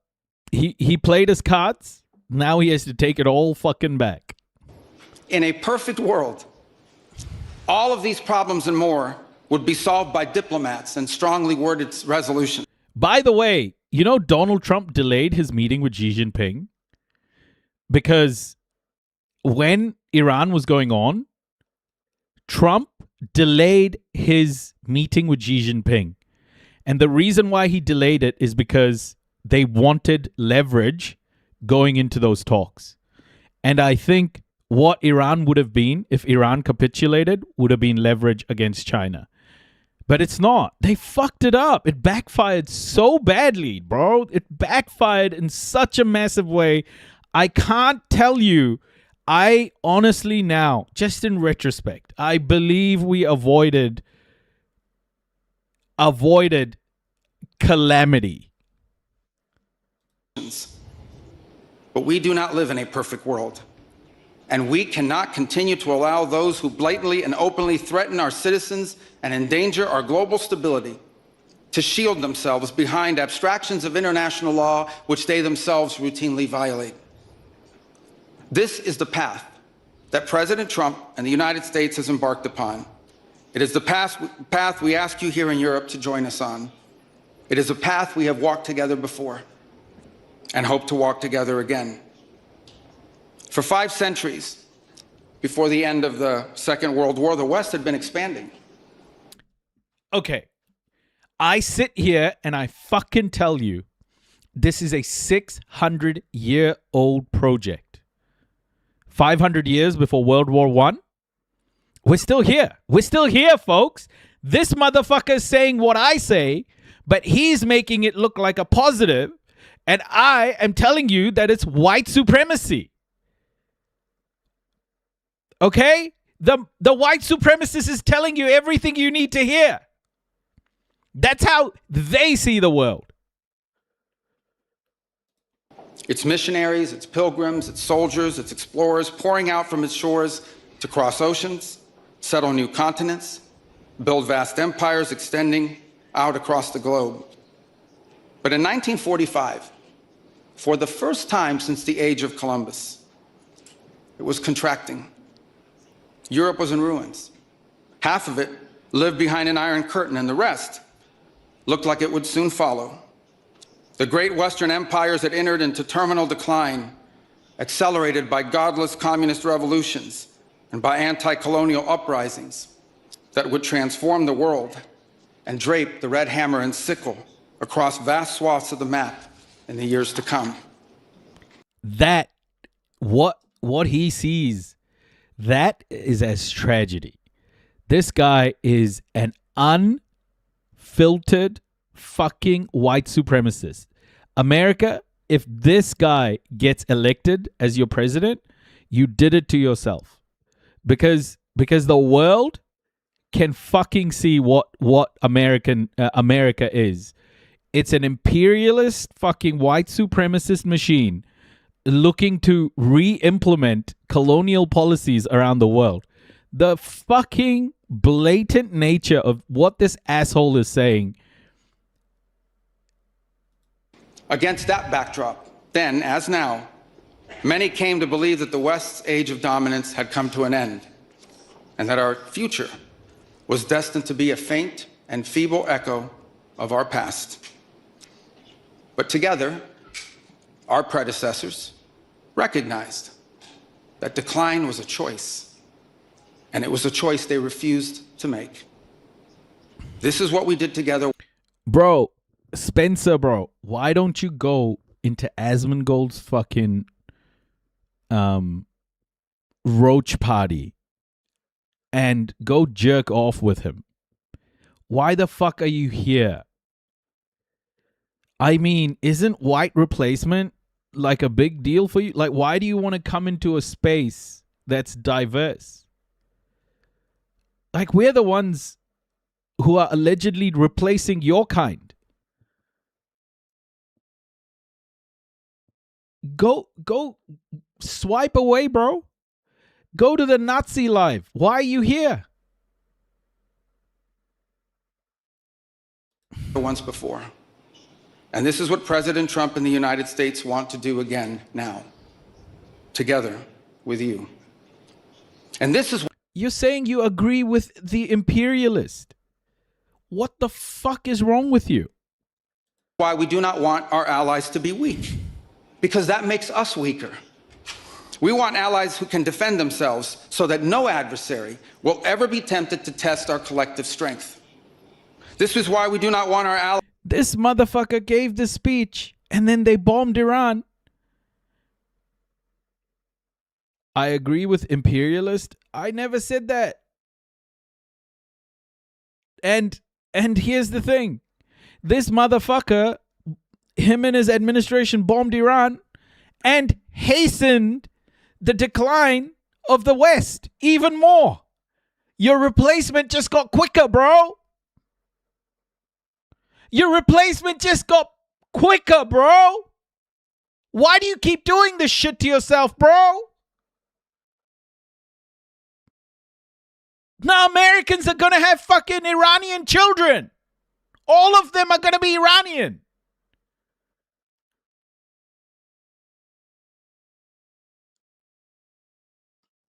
Allies to be shackled by guilt and shame. We want allies who are proud of their culture and of their heritage, who understand that we are heirs to the same great and noble civilization, and who together with us. And it won't be the Reza Pahlavi Iranian. It's going to be the Strait of Hormuz Iranians. The Strait of Hormuzzi Iranians, bro. They're coming for your Hormuzzi, bro. They want to grab you by the fucking Hormuzzi. Reopening the Strait of Hormuz. Are willing and able to defend it. And this is why we do not want allies to rationalize the broken status quo rather than reckon with what is necessary to fix it. For we in America have no interest in being polite and orderly caretakers of the West's managed decline. We do not seek to separate, but to revitalize an old friendship and renew the greatest civilization in human history. What we want is a reinvigorated alliance that recognizes that what has ailed our societies is not just a set of bad policies, but a malaise of hopelessness and complacency. An alliance is the alliance that we want is one that is not paralyzed into inaction by fear. Fear of climate change, fear of war, fear of technology. Instead, we want an alliance that boldly races into the future. And the only fear we have is the fear of the shame of not leaving our nations prouder, stronger, and wealthier for our children. An alliance ready to defend our people, to safeguard our... You're gonna say all of this shit about white replacement and white supremacy and shit while Trump literally has G's nuts all up in his throat? G's nuts. Interest and to preserve the freedom of action that allows us to shape our own destiny, not one that exists to operate a global welfare state and atone for the purported sins of past generations. An alliance that does not allow its power to be outsourced, constrained, or subordinated to systems beyond its control. Maybe we got off on the wrong foot, Spencer. Maybe we got off on the wrong foot. I thought you were a white supremacist agreeing with Marco Rubio based on your messages going, I agree with the imperialist. And, you know, I'm with Marco. Maybe we got off on the wrong foot. I didn't mean to grab you by the Hormuzzi, okay? That was because I thought you were part of the Roach Party. Just turned up here. One that does not depend on others for the critical necessities of its national life, and one that does not maintain the polite pretense that our way of life is just one among many, and that asks for permission before it acts. And above all, an alliance based on the recognition that we, the West, have inherited together. What we have inherited together is something that is unique and distinctive and irreplaceable. Because this, after all, welcome, is the very foundation of the transatlantic bond. This is such fucking cope, bro. You know the West is going to cope into fucking oblivion like this. Because what the West fears more than annihilation is irrelevance. And I think that's going to be the biggest issue for the rest of the world. It's the fact that the West is going to be saying, white supremacy is going to be saying, if we can't have the world, then you can't have it either. That's how this is going to fucking die into fucking, you know, this whole idea of the West is crumbling right in front of your faces. And it's gonna get messy. It's like, I remember when my first girlfriend broke up with me, and I got messy, folks. I got fucking messy. Okay? It fucked me up. It totally fucked me up. I was messy for a long time. It was so messy. I'm talking messier than that. I'm talking messier than that, you know?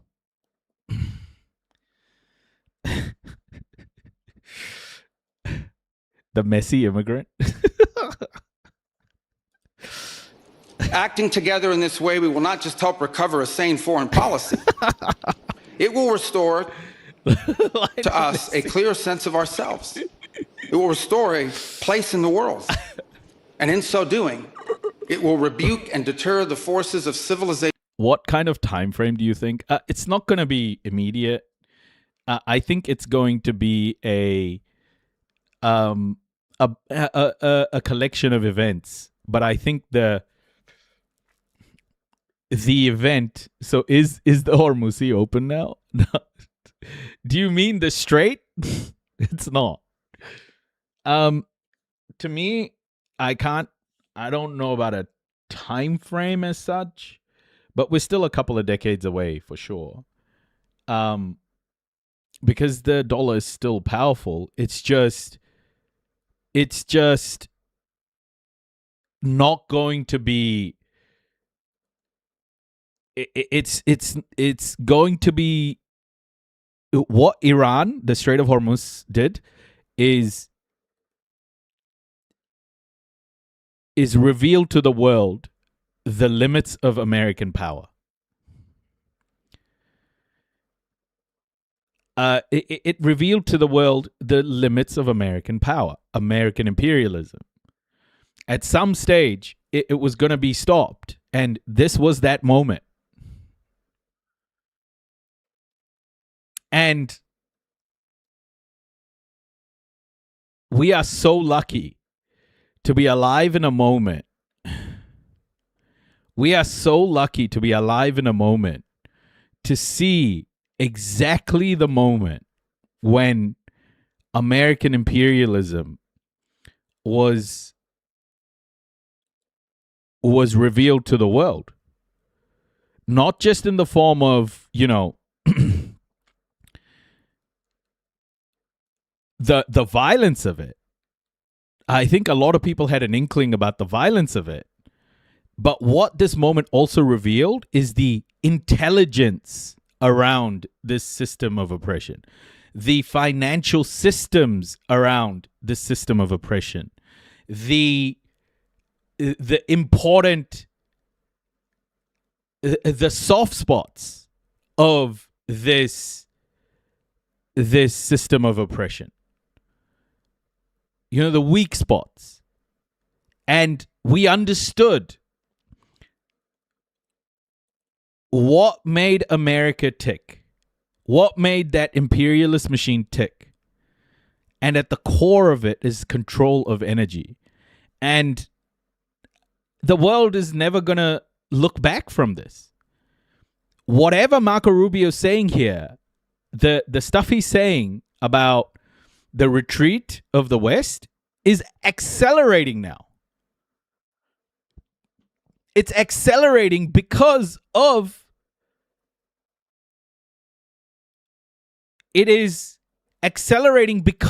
America's actions.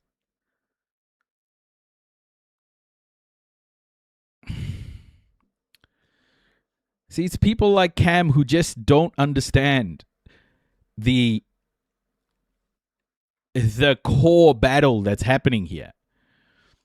The core battle that Trumpsters and pro-Westers and white supremacists will never understand is it goes beyond a cultural war. This is about energy. Whoever controls energy controls the world.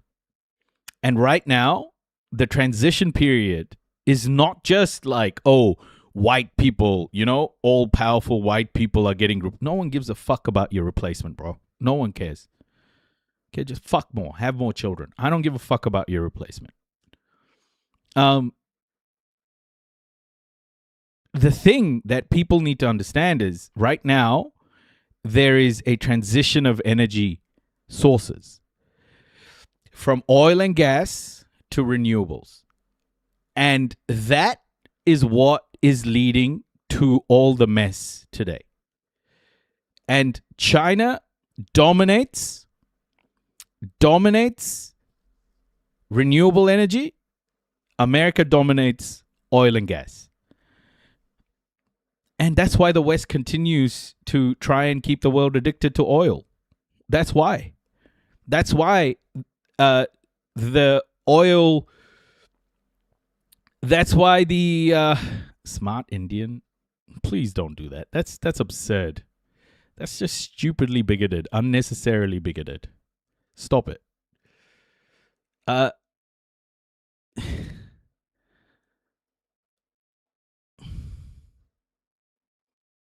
Erasure that today menace both America and Europe alike.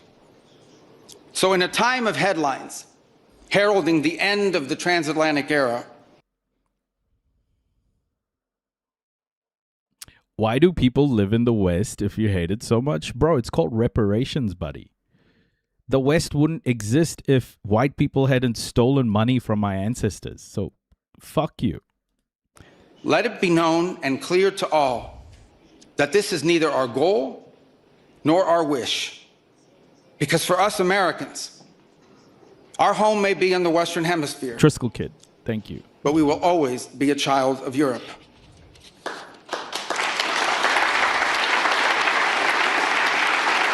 Does New Zealand, Aotearoa, count as the West? Nah, I don't think so.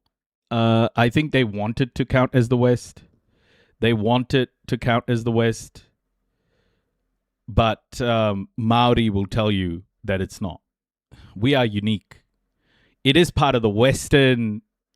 It is part of Western hegemony. Yeah, it is part of Western hegemony, for sure. But there are... Most of... like, China is a massive market for us. If you think US is a massive market for us, China is, like, getting bigger every year. We've just signed a trade agreement with India.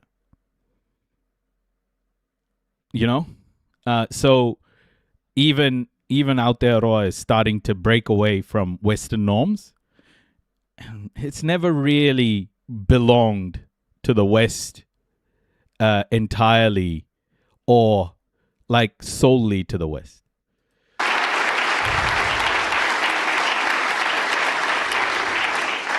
Our story began with an Italian explorer whose adventure into the great unknown to discover a new world brought Christianity to the Americas and became the legend that defined the imagination of our pioneer nation. What the hell would be to trading with it? What do you mean, Zohar? Our first colonies were built by English settlers, to whom we owe not just the language we speak, but the whole of our political and legal system. Our frontiers were shaped by Scots-Irish, that proud, hardy clan from... See, like, people will go, oh, white supremacy isn't real. And this motherfucker is literally standing in front of a mic talking about white supremacy. And no one bats a fucking eyelid. And then when I talk about white supremacy, they're like, oh, you're racist against whites. It's like, bro, this motherfucker is saying exactly what I say. Except he thinks it's good. I think it's abominable.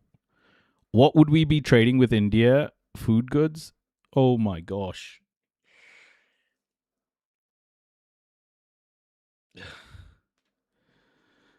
I'm not going to help you with that, Zohar. Honestly, like, it's ridiculous. It's a ridiculous question.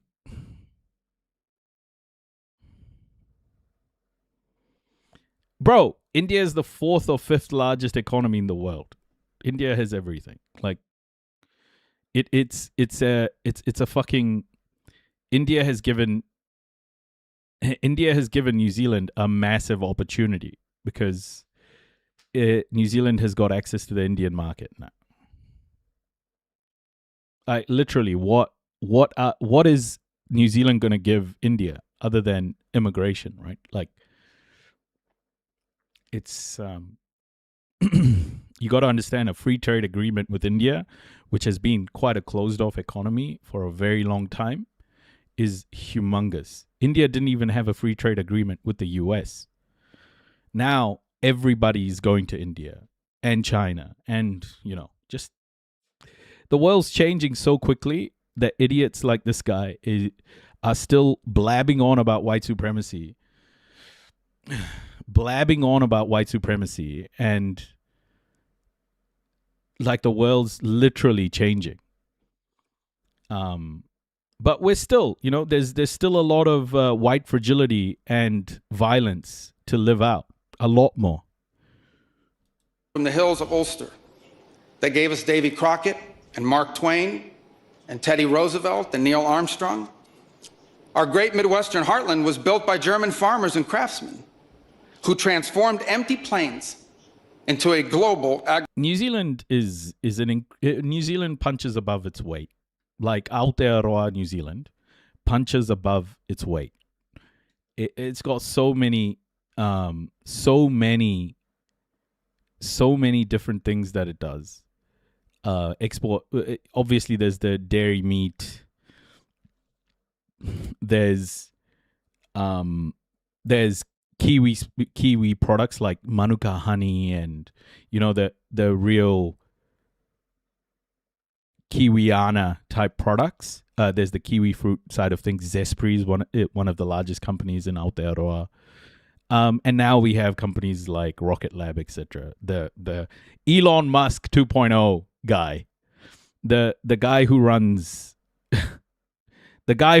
Rocket Lab is basically Elon Musk. He's a douche. But yeah, these people, New Zealand does a lot with what it has. Agricultural powerhouse. Hey, Kate. And by the way, dramatically upgraded the quality of American beer. Our expansion into the interior followed the footsteps of French fur traders and explorers whose names, by the way, still adorn the street signs and town names all across the Mississippi Valley.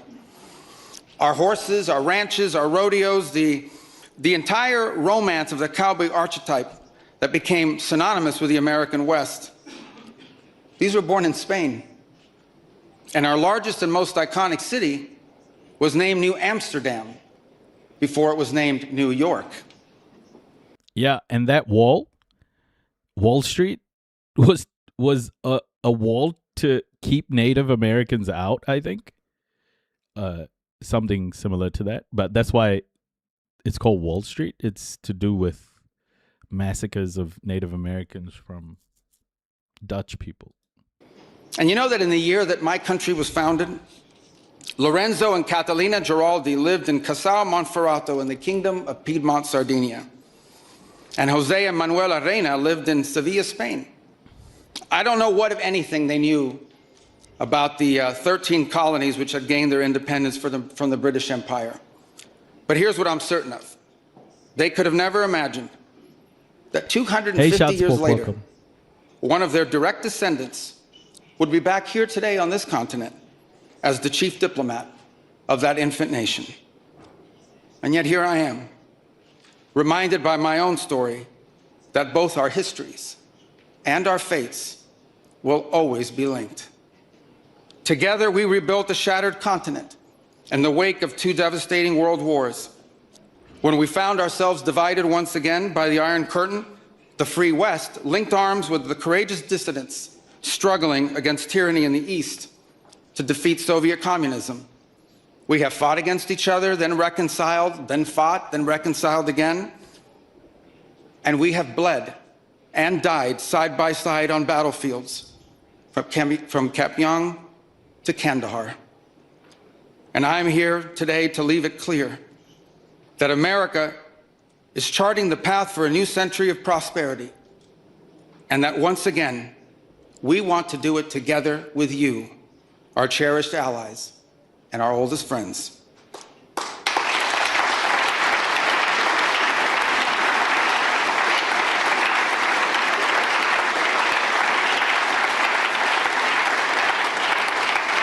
We want to do it together with you, with a Europe that is proud of its heritage and of its history, with a Europe that has the spirit of creation and liberty that sent ships out into uncharted seas and birthed our civilization.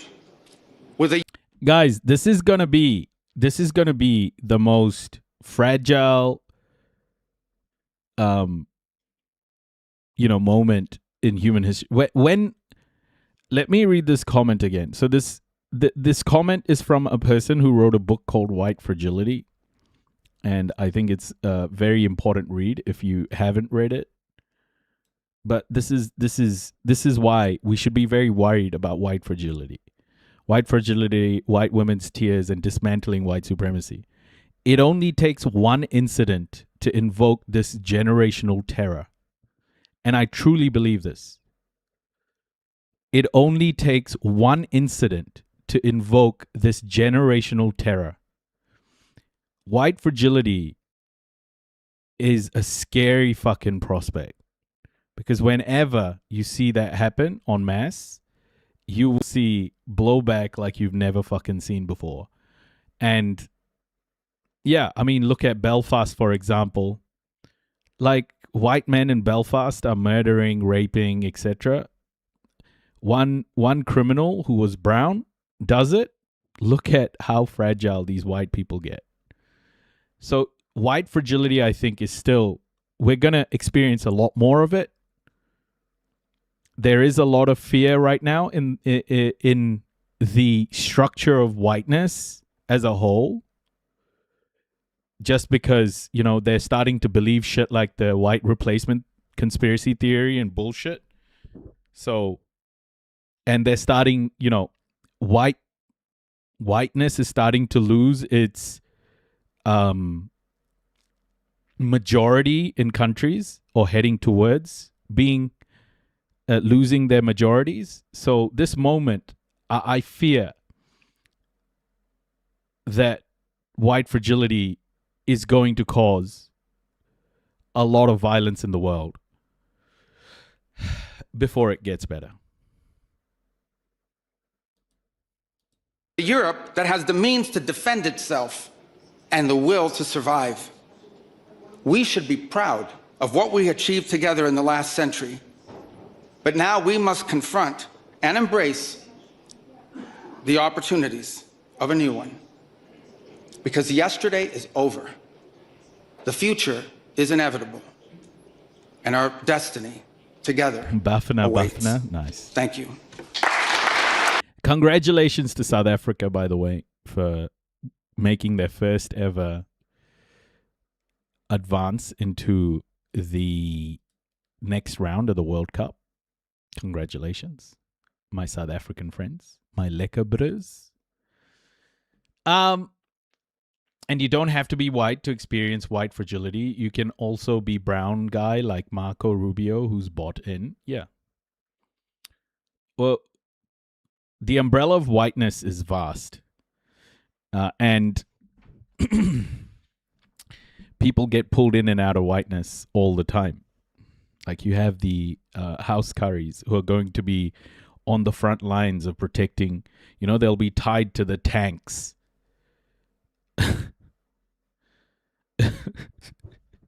Fucking stupid idiots.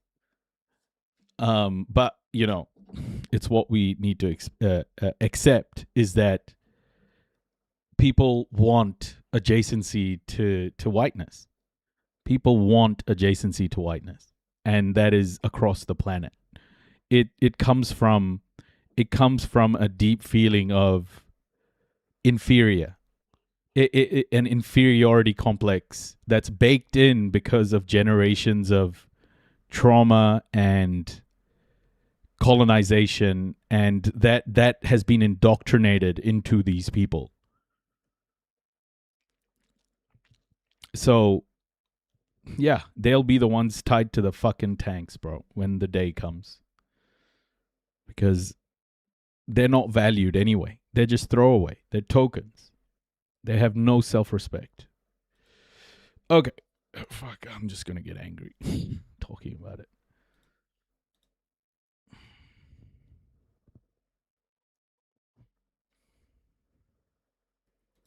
Welcome, everybody. Welcome. Britain stole India's whole GDP. Bro, what Britain did to India.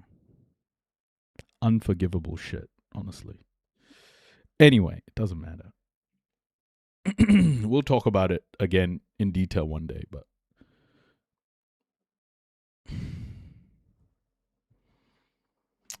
I wanna listen to something that I have on the list here. I'm just looking through the list of stuff to go through, and I had this on the list. It's John Kerry talking about how to negotiate with Iran.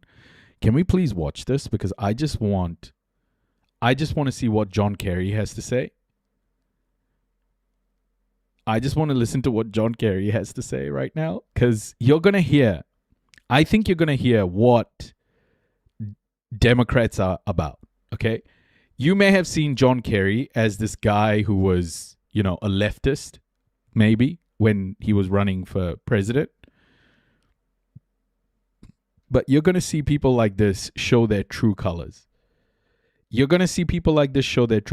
So what I'm expecting isn't very good or empathetic.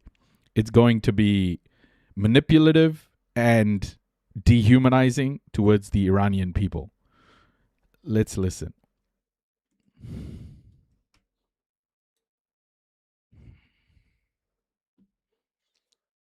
His signature was on the last deal the US struck with Iran back in 2015, the deal that was ripped up by the current US President, Donald Trump.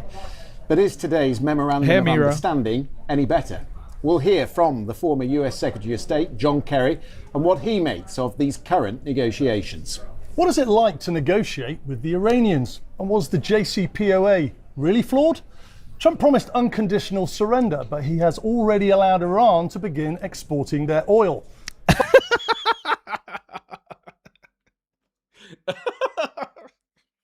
This is like what David Attenborough would do when he's talking about like ant colonies or something, Oh, look at this ant colony right here. Look at them working together.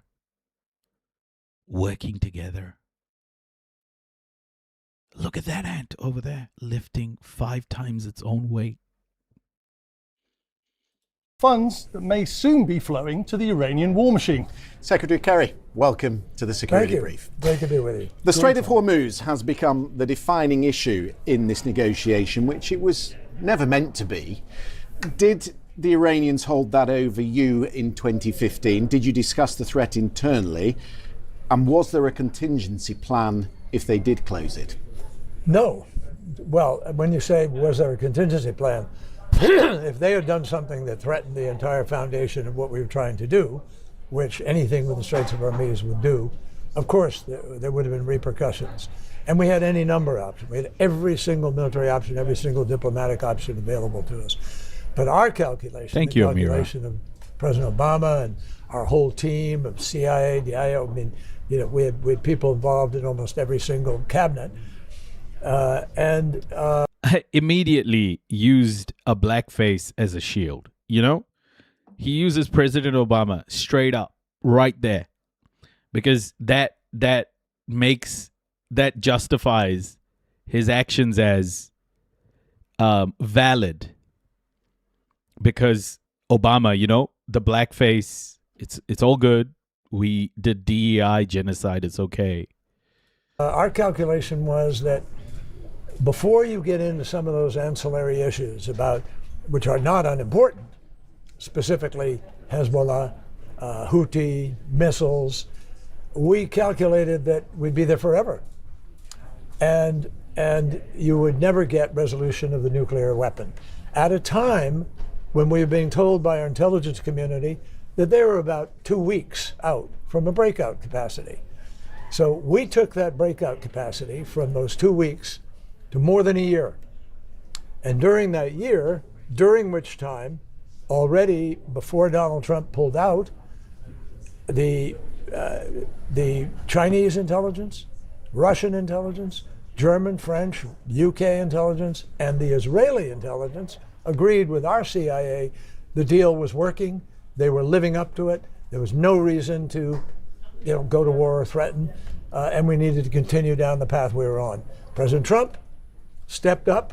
I don't know whether it was his own intuition or his own fantasy, or I can't tell you what it is, but he just arbitrarily decided he was going to pull out, most likely because it was something done by President Obama. And that was the moment where all things Obama were being pushed aside. The real, like, sort of a sinister thing about what John Kerry's saying is he's basically saying Trump should have left the shackles on Iran.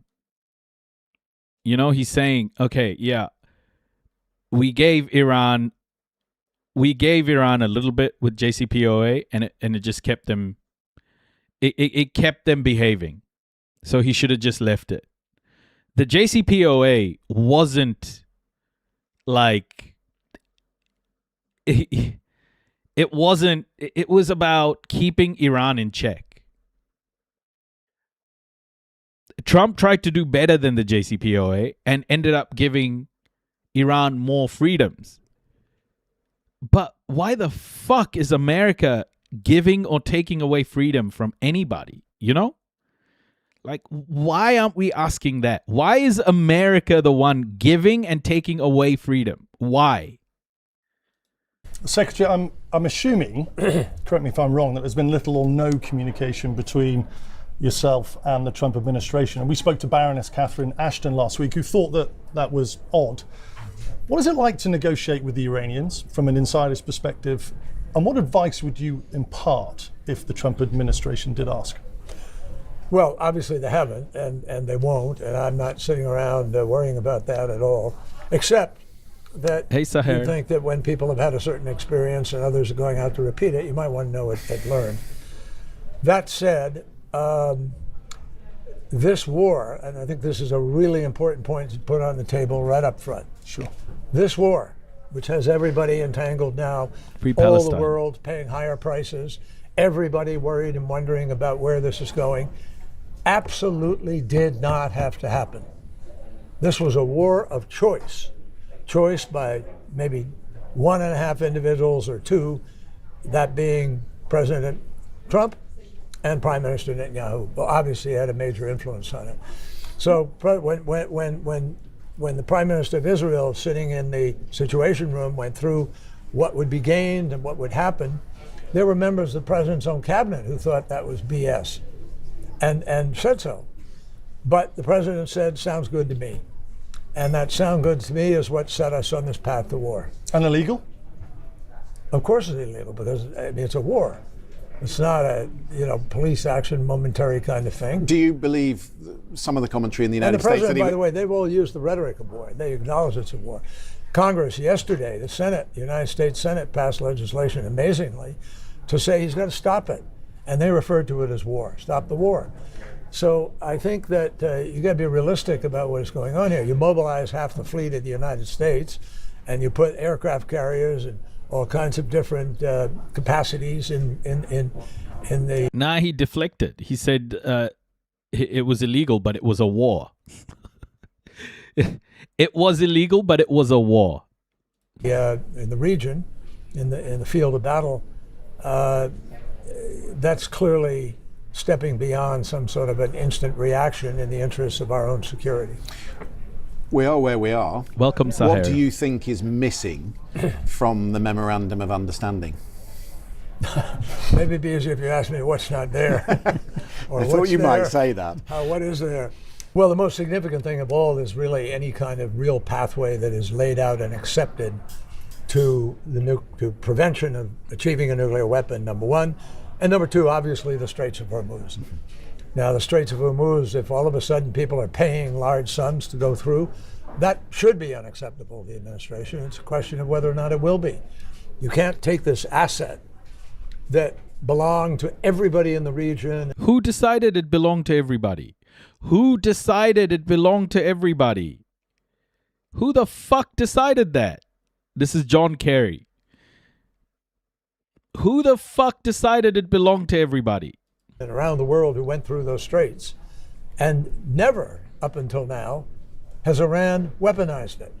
They did now. When we were negotiating, they never even discussed it. There was never a sense of that's where we're going to go. There was a... Bro, Iran weaponizes the Strait of Hormuz while Iran is sanctioned because America weaponizes the global financial system all the fucking time. America and Europe constantly weaponize the global financial system against anybody who stands up to them. Okay, so weaponizing things, that is not something the United States or the West should be talking about, because they have constantly weaponized any bit of leverage they have. This is a moment in time, and this is why Iran is so important. This moment is so important, where future historians will look back and go, this was the transformational moment, is because for the first time, not only did Iran stop American progress along with its proxies in the region, Israel and the UAE and the Gulf states, they not only stopped that progress, they also used their leverage against the West and their allies. For the first time, it wasn't just bombs. It was real economic harm to the West. And that economic harm was controlled, was out of the West's control. That economic harm was out of the West's control. So, you've got to understand this moment in the history of things. History of moments, military strategy. The West has unilaterally applied sanctions, weaponized institutions in order to hurt nations that stand up against it. But for the first time, one of the countries that they've been weaponizing the financial system, all sorts of fucking systems against, weaponized the Strait of Hormuz against the West. And you know what? There's more of this happening. China, for example, because of its access to rare earth minerals and its ability to, on a large scale, process rare earth minerals, when Donald Trump did his Liberation Day bullshit, what did China do? China just restricted its rare earth mineral supply chain. China has done it again. Let me just show you this, okay? Let me just show you what China has done. This was a couple of days ago, folks. A couple of days ago.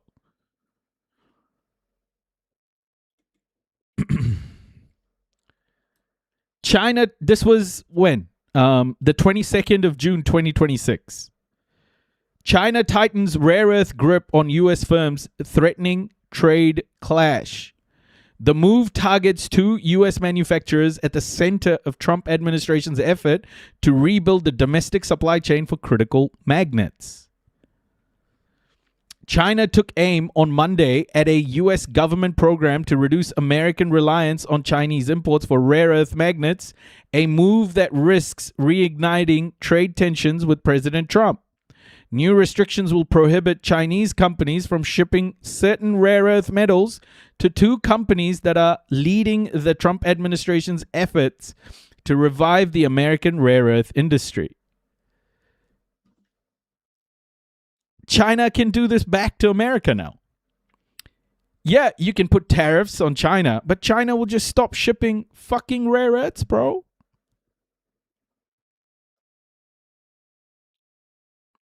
Easy peasy. Easy peasy, lemon fucking squeezy. Okay?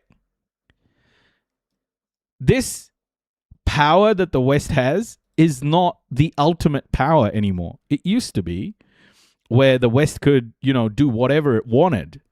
But it's not the case anymore, guys. It's just not the case. And the West is realizing it, and it's making the West uncomfortable. I just want to show you a video We'll come back to the Kerry video. I want to show you a video about rare earth minerals from Sky News, because this is an important insight into what rare earths really are. It's a story that's going to start in a slightly unexpected place. In the 1940s, with this, the Manhattan Project, this obviously is that first nuclear explosion, the Trinity test, which later led to the atomic bombs in Hiroshima and Nagasaki. And during this period, when the scientists were Hiroshima and Nagasaki working out, how to split the atom, how to put that into a bomb, one of the more unexpected stories, and you'll see where this is going in a moment, one of the more unexpected stories was that they were faced with a bit of a challenge. Okay, and let me just show you the point of this. At the heart of making a nuclear weapon is obviously getting hold of uranium. There it is there. And one of the challenges when you're trying to get a hold of really pure uranium, and it's kind of isotopes like uranium-235 that you can actually kind of use in those weapons, is it's really hard to split, or to not just to split, but to separate uranium from other parts of the periodic table. So you get these lumps of earth out of the ground, you want to get the uranium, there's all this other stuff that comes alongside it as well. And the particular things that typically come alongside it are known these days as rare earths. Again, there's lots of them. There's scandium, there's yttrium, neodymium. We're going to talk a lot about neodymium, which have all sorts of extraordinary powers. They're amazing things. But they're really hard to kind of get. They're really hard. It's not like, by the way, this is one of the kind of misconceptions about this, they're not that rare. But separating them out from each other, that's a rare skill to be able to have. And when I say it's a rare skill, it just takes loads of work. And that's what was kind of discovered in the 1940s when they were working on the Manhattan Project. How to both get uranium, but to get all of these rare earths and separate them off in a kind of vast quantities. It takes loads of work. And this is the key thing. And we're going to talk, I mean, spoiler alert, this is all about basically why rare earths are a really big deal. But it kind of starts, there's this backstory a lot of people have forgotten, which is that back in the 1940s, they worked out how to do this. And it took a load of work. When you're getting something like copper out of the ground, you get the big ores out of the ground, you blast them out, and then you do lots of work on it. Well, it's maybe about 7 different processes you need to do until you've got your refined copper, the pure stuff you end up with. With nickel, it's a bit harder. With rare earths, it is so much harder. Single rare earth over there, but if you want to get multiple rare earths, as I showed you, it's a whole suite of 17 or so of them. It takes thousands of different processes. It takes a long time. It takes lots of energy to get those rare earths that you really need. And like I say, they've got extraordinary facilities I'll show you in a moment. But part of that backstory that people forget these days, for obvious reasons, is that to start off with, most of this ingenuity, most of this work was happening in the US. And what this chart's showing you is just the total amount of rare earth mining that we saw in major countries around the world, going back to the 1950s. You can go back even further, but there wasn't much before then, of course, because most of that hadn't really been invented before the Manhattan Project. The US was in the lead. And most of that work was happening in a single mine.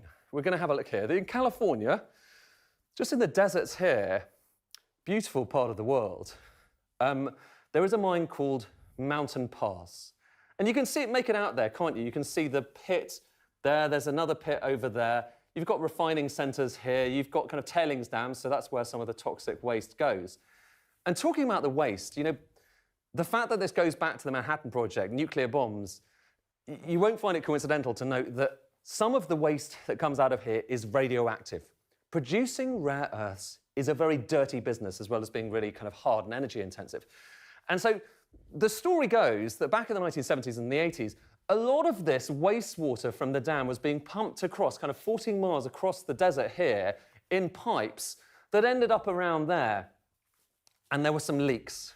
Into this pristine environment, there were some leaks of radioactive waste. It was a massive scandal at the time. And a lot of people thought to themselves, why on earth are we doing this back in America? Why are we doing it in this beautiful part of the country? And so, back to this chart here, America was dominant in producing these things, and then a lot of people thought, why are we bothering? And then the rest, to some extent, is history. I'm going to show you what happened next, and in order to do so, I'm going to squidge down that. Same data, but just squidging down the axis. So you can see, have a look at the US, dark line, have a look at the red line, that's China, and have a look at what happened next. China! Hold up. Let me just show you this TikTok. So that's what happened.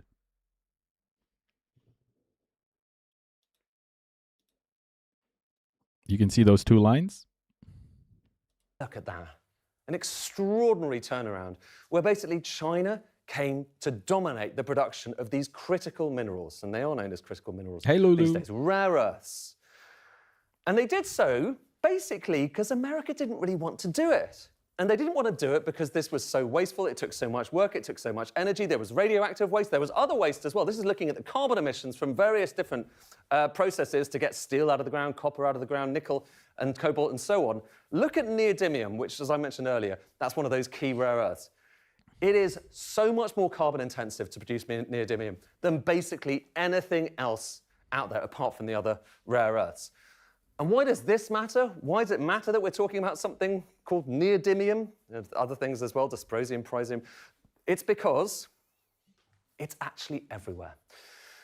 And one of the places where you will have encountered rare earths without necessarily even knowing about it is inside something like this. This is... What? This is terribly unfair. Why am I being targeted like this? TikTok is targeting me, man. Oh.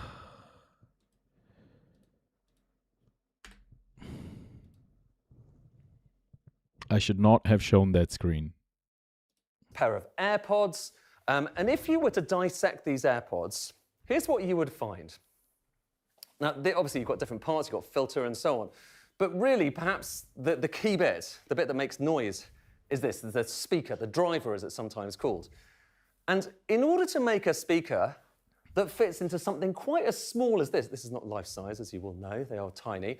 In order to make a speaker that fits into something this size, you need really powerful magnets, because magnets are basically what makes speakers work. And there is no other powerful magnet as powerful as a neodymium iron boron magnet, rare earth magnet. And to give you a sense of what I'm talking about here, this chart is showing you the strength of different types of magnets. And what you've got here is old-fashioned magnets, the kind of thing you'll kind of be familiar with, iron magnets, steel magnets. That's how magnetic they are. Now look at rare earth magnets over here on this side. It is just no competition. It is by far and away the strongest magnets in the world. And given that making speakers make a sound, or microphones or other things, is all about magnetism, and given that if you want to squeeze them into a small space, you really, really powerful magnets, this is really important. Rare earths, there's a lot of talk about rare earths these days, and there's amazing things that rare earths can do. They're It's like crazy, a condiment that you sprinkle onto other things, and it makes them even more powerful. It makes steel more heat resistant, stronger, all of these different things. But in practice, the most important thing when it comes to rare earths, by the kind of volume of rare earth coming out of the ground, and also by the value of the eventual thing we're talking about, is magnets. It's all about magnets. It's about magnets when it comes to those AirPods. It's about magnets in things like this. Wind turbines, you need a lot of rare earth magnets to make that generate power. It's about magnets in electric cars. So this is the Tesla Model Y. You've got magnets in the motors at the back, the rear motors. What else, buddy? You've got magnets in drones. And obviously, we all know these days that this is the next chapter of warfare. And you need a lot of permanent magnets inside to make these little motors, really powerful motors, to make them work. And that, all of which is why, when these two men met recently, rare earths were at the top of the agenda. For Donald Trump, President Xi of China, it was the fact that China controlled so much of the world's supply of rare earths that meant that he, to some extent, had the advantage over him, because Donald Trump was trying to impose tariffs on China, but China was saying, well, in that case, we're going to stop rare earth production. We're going to stop rare earth exports to the US. So they are at the heart of geopolitics right now. But the great irony here, and this place, Mountain Pass, where it all started, they're starting to get going again on producing rare earths here once again. But the great irony is, it left the US because the US didn't really want it. It wasn't that China won it. It was that the US didn't want to do this dirty kind of thing anymore. All of these are kind of obscure stories from the production of stuff that goes back a long way. And it just so happens we have much more to tell you about this, because there is this new podcast that we're producing. It's called Stuff Matters with me, Ed Conway. And we have a whole episode about AirPods, rare earths, and these stories. He didn't talk about bombs. It's not just drones. It's weapons of all sorts now. The weapons industry can't do anything without rare earths. The weapons industry is dead without rare earth minerals. The modern stuff, you know? Direct energy weapons.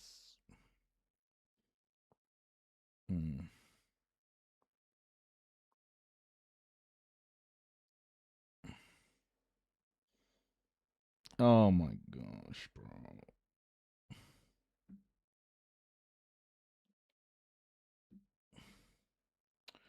Oh, they are fucking up my live, dude. They're just fucking up my live. It's so crazy. They won't even like let me go live.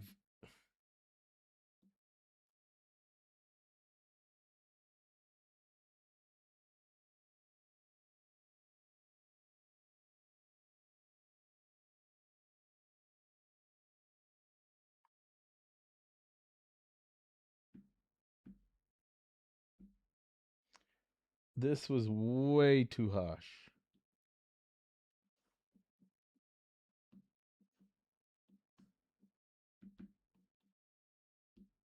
Too harsh, and I feel targeted.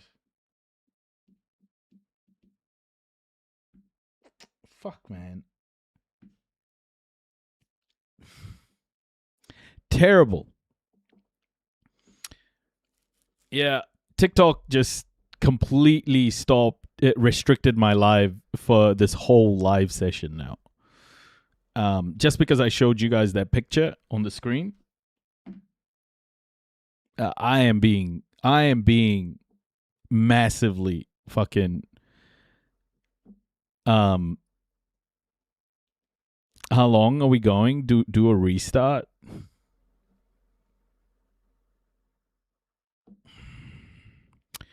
Yeah, I may have to restart, guys. I may have to restart. They have a point system now. They'll just they'll keep deducting my points as well. Like, this is what they want me to do, though, you know? Yeah, I'll just restart, guys. I'll just restart, okay? I'll see you guys back here.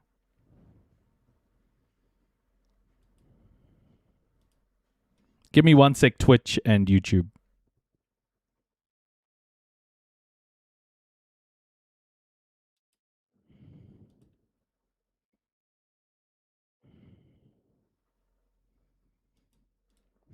Just so crazy, man.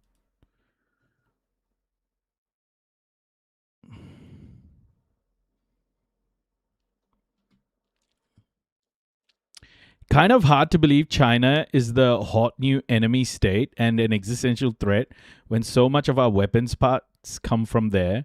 How are we gonna buy missile parts and then threaten the country that sold it to you with the same missile? It's ridiculous. Yeah, this is how it all works, guys. This is how the West works. Okay. Well, anyway, let's keep going. I don't consider myself being part of we or us. Yeah. Okay, we've restarted. Cool. We restarted. I don't know if I'll get recommended. I don't know if gifting is back. I don't know. But we'll see. We'll see. Anywho.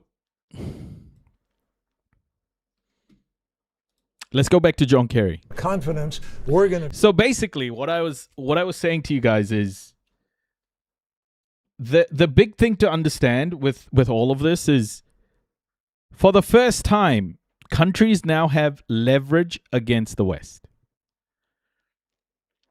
Countries now have leverage against the West. Iran used its leverage against the West and it worked. China has massive amounts of leverage against the West, which is making the West shake in its boots, right? It is, because China has insane amounts of leverage. And then you look at Taiwan. China at any stage, like China could literally just attack Taiwan and it would stop like chips production globally, you know? So the amount of leverage China has is worrying the West. Of course it is. Because the West is so used to having all of the privilege, all of the leverage, everything. But now there are countries who can challenge that privilege.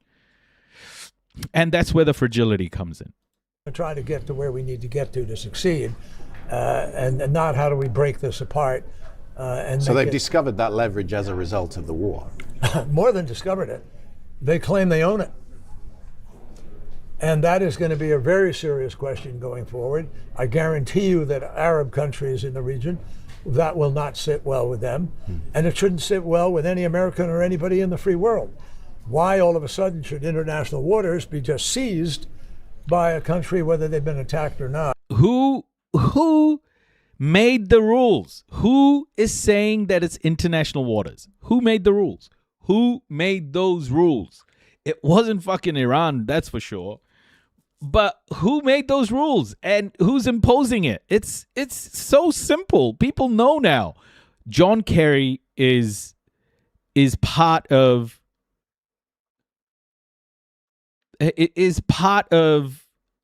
the American imperialist machine. This is why there's no difference between blue or red when it comes to foreign policy in particular, because they're all the same. This is how the American economy works. The American economy starts with its military.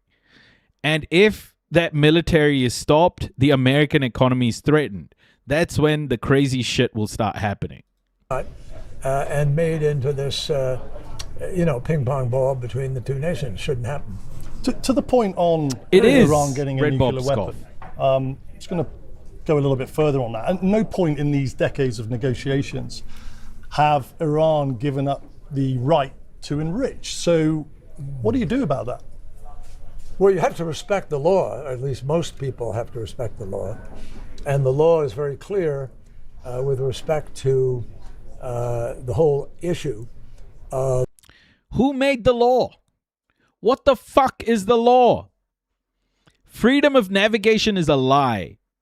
Freedom of navigation is code for America will bomb your ass if you stop the flow of oil. Of international protocol for reining in nuclear weaponry, which we've done ever since the 1950s, late 40s, and which we all understand very well. Under that process, Iran would not be allowed to develop a nuclear weapon on security bases, but more importantly...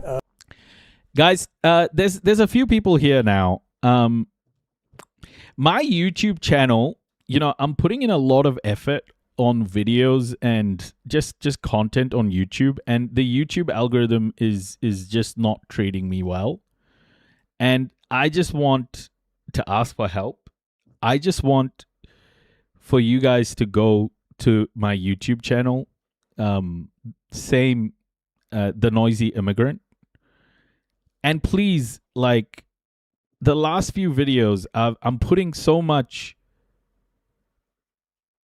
fucking effort into these things, and YouTube is just like, I'm getting really good watch times, and I'm getting impression click-throughs, like high percentage of this stuff from browse features, but YouTube is just fucking with me, okay? So I just want you to go to my YouTube channel and just share the content, because it takes a lot of effort to make this stuff, and YouTube just completely ignores my channel. Just share the videos, watch it. I mean, they're not long. People who watch it, and it's not just people I'm sharing links with. It's like people who find it through browse features and stuff. So I don't know why YouTube is nickel and diming me like this. It sucks, but I just want to ask you guys, to watch these videos. I put a lot of effort into them, a lot of time. Same username on YouTube as well. Thank you guys. I just like YouTube to start like fucking paying attention because I put so much fucking work into this and they don't give a fuck. They were under no circumstances allowed to enrich uranium and go beyond those levels of bomb capacity. 3.67%. Well, we limited them to 3.67% because that worked in terms of what might be a legitimate enterprise with respect to medical research or something else. But no, it's physically impossible to be able to make a bomb when you only enrich to 3.67%. It's impossible at 20% and 30%. Thank you so much, everybody. Thank you for But all obviously, the we subs. were trying to prove to the world that this is really limited, really restrained. But what's important is the larger picture of what we did to get to a place where we could accept one provision or another that might be a little less than you wanted, et cetera, because we had so many backstops in other places. So we actually limit. Thank you for bringing more people into the Noisy Crew. Your efforts are noted. Masselhoff's Manifesto. Thank you so much. Thank you so much for the gift subs. 5 gift subs. And you've given 57 gift subs in this channel. Incredible. Thank you. Beef Pants. Paradise PR. Your Flexo. Astilia. And Tyson 2004. Thank you guys. Welcome. Limited them in their capacity Hey, to walaikum maintain assalam, enriched Mezi. uranium. Morena we limited their Salika. capacity to be able to experiment with metallurgy or other things in certain other reactors. We destroyed a plutonium reactor that they were about 2 weeks from bringing online, commissioning. We filled the calandria of that particular weapon with cement. It could never be used again. We limited them on anything they could do with respect. This is what I mean. Like, listen to what this guy is saying. We limited them. Like, America overthrew Mossadegh. America and Britain overthrew their elected leader to install a monarchy. And then when the revolution happened, they sanctioned the crap out of Iran. This is what imperialism is, guys. Like, look at this guy. How he's not even emotional about what he's saying. He's so disconnected from the humanity of it. To plutonium. We had cameras put in every facility that had anything to do with enrichment or the possibility of making a bomb. We had cradle-to-grave restrictions on uranium, and we followed every ounce of uranium that was mined. Detected. We are chugging. Let's keep this momentum going. Let's go. Hype train. You know what Trump should do? He should kiss my ass. Hype train. Thank you so much, Marie. Thank you for the bits. And then, travel to be put into yellowcake, then used, and then into waste. We had 130 additional inspectors put on the ground in Iran, looking every single day, inspecting at will. They were not allowed to use the other 2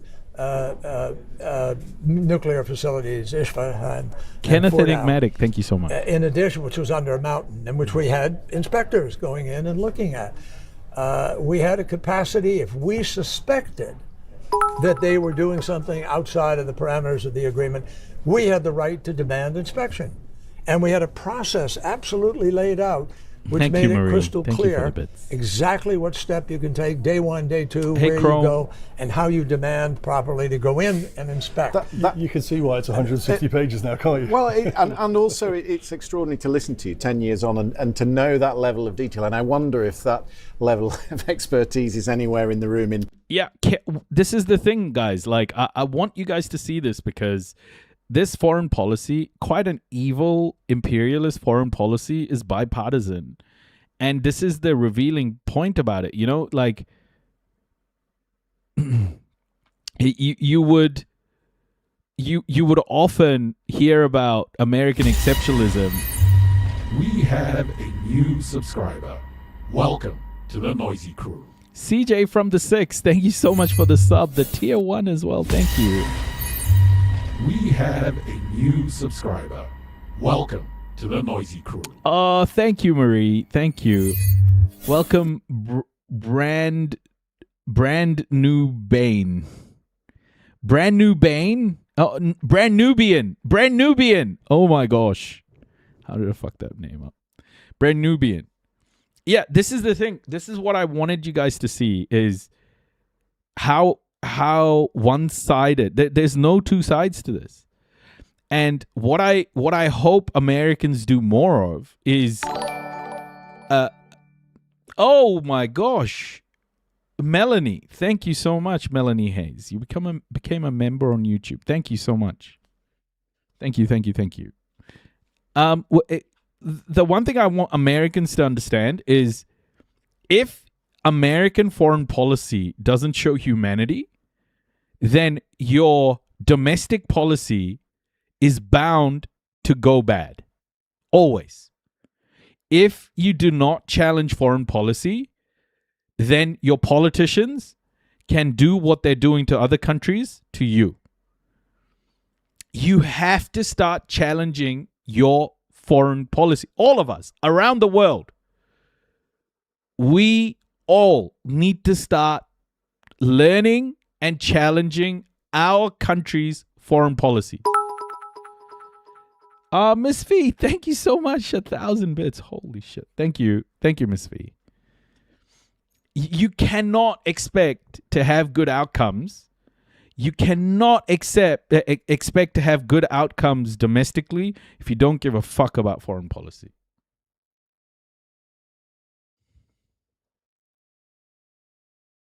Oh, fishing with Dad. Thank you. Now the leopards won't eat my face. Yeah. In Switzerland. But moving past that, what is upsetting the hawks in Washington, you'll be well aware of this, is the money that is already flowing to the Iranians. The oil waivers are there.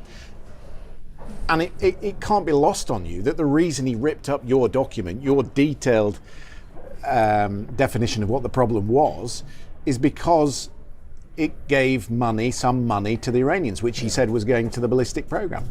Well, 300 billion is what he is talking about using to rebuild Iran. Evidently, we're going to have a Marshall Plan for Iran instead of for a lot of other countries that need it, despite their behavior. But more importantly, the reality is that they could not possibly have made a nuclear weapon without our knowing it. That's the key here. You could pick a point you want to argue with, like the money went in, but please focus on this. The money that was in our agreement was about, I think, somewhere around 1.78 billion. 1.78 billion. What he's talking about giving the Iranians is 300 billion. And the money that we gave them was their money, not ours. It came from a deal for weapons back in the 1970s when the Shah was still there. So the Shah didn't get his weapons, but he paid for them. So when the new administration came in, they went to court and they won. And they won on the interest that would be applied every day that went by that you didn't get the money.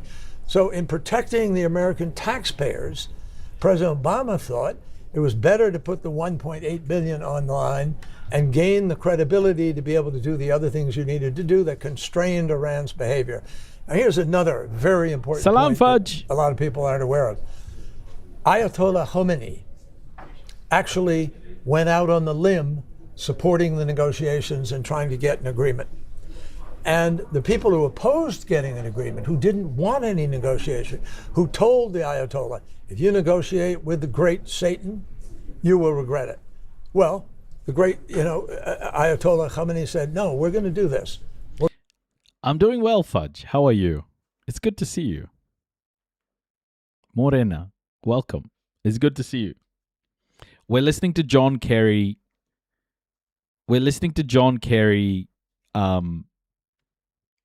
Show us, listening to him and learning how how ridiculously aligned U.S. foreign policy is, whether it's Republican or Democrat. And in some ways, Kerry seems more extreme than Trump. We're going to find if we can set up a structure that works for us and works for them. And he took political flack for that internally. And in removing him. And well, before you even get to removing him, but when he was, when the IRGC came in and, hot and heavy saying, what are you doing? You're negotiating with the great Satan. The IRGC said, well, we want a nuclear weapon. They did want one. So there was legitimate reason to be concerned. But then... the thing he's also not telling you is why keep a lid on Iran? Why keep a lid on Iran? Because a powerful Iran will truly risk American interests in the region. And it's not just about Israel, right? It's not just about Israel. It's about the Gulf oil. Those are the real interests. The Gulf oil, Saudi Arabian oil, it's Iraq, it's Syria, it's the whole spot, Lebanon, everything. Because a strong Iran is something that can sit counter not just to Israel, but to America and Britain itself. Right? And they just can't. That's why they're putting a lid on Iran. Not all of this bullshit about nuclear weapons. The thing that a nuke does, which Kerry won't tell you, is the North Korea effect. Once Iran gets a nuke, they cannot attack Iran. They can't keep fucking with Iran with violence. Iran gains sovereignty when it gets a nuke. They don't want that to happen. So Kerry isn't telling us the whole truth. The first night of bombing, I guess, the first weekend of bombing, took the life of the Ayatollah and his wife and a daughter or his son, I forget which. And, it's pretty hard to turn around and say, hey, let's cut a deal now. Let's have, we'll talk and sit. Everything's okay. Moreover, President Trump really missed the greatest opportunity of all, which was to exactly open read up Bob's call. The potential that without war, you could actually reach an agreement. Where is the negotiation? Where is the trod path here of him putting proposals in front of Iran and saying, hey, I didn't like this in the JCPOA. By the way, if Trump had somehow won, whatever that definition of winning is, if Trump had somehow managed to topple the government, let's say, Kerry would have been all good with that. He would have been like, oh, this is no matter which side of the aisle you're on, you have to appreciate the moment that this is. Right? That's what Kerry would have said if they had toppled the regime. So it's not that Democrats are angry because Trump bombed Iran and caused death. The Democrats are angry because Trump didn't go far enough, or he couldn't pull the result out of this. But if you'll change that with me, then we can cut a deal that goes beyond where they were. And here are some other things we could do. I mean, there was none of that. That's diplomacy. And war is the failure of diplomacy. And this war is a gigantic failure on a number of different levels, not just failure of diplomacy, because there was no diplomacy. Although actually, in fairness, there was a proposal put on the table, I believe, to Mr. Kushner and Mr. Witkoff a few days beforehand. Yeah. And that proposal, I am told, I haven't seen it, I'm told was pretty forward-leaning. And President Trump just chose to ignore that and proceed to go to war. So, 20 months, JCPOA, purely focused on the enrichment issue.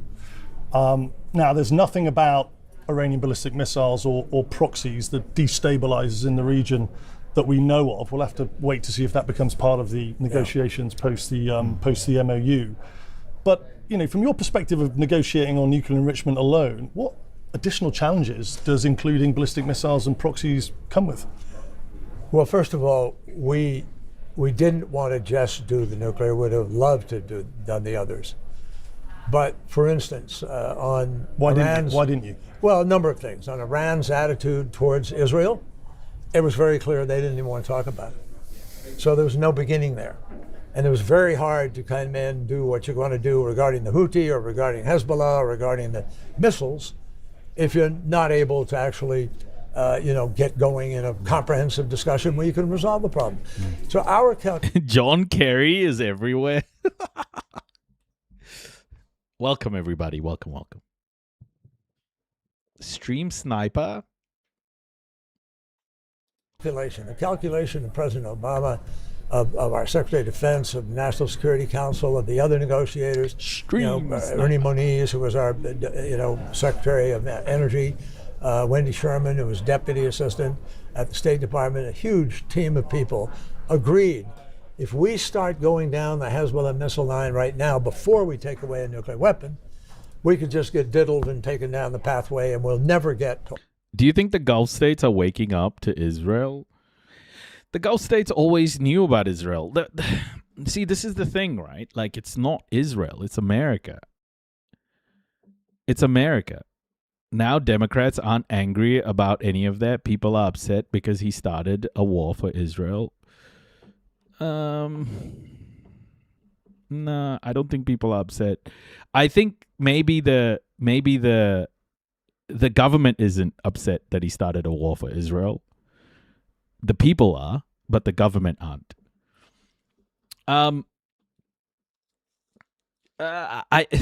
They always knew what Israel was, Deez. They always knew what Israel was. The problem is that America offers wealth, right? Wealth through capitalism, through control via the use of the US dollar. Israel was always only in that region to maintain American interests. That's why Israel has always been a place to support for America. The best $3 billion investment a year. It's because Israel helped maintain American imperialism in the Middle East and Africa. This is what it was about. America supported the apartheid regime in South Africa. America supported Rhodesia. All of these aren't, these things didn't occur because they were mistakes of history. It was always the plan. It was always the plan. Yeah, it's colonialism. It's white supremacy. It's a 600-year-old project, like Marco Rubio was saying.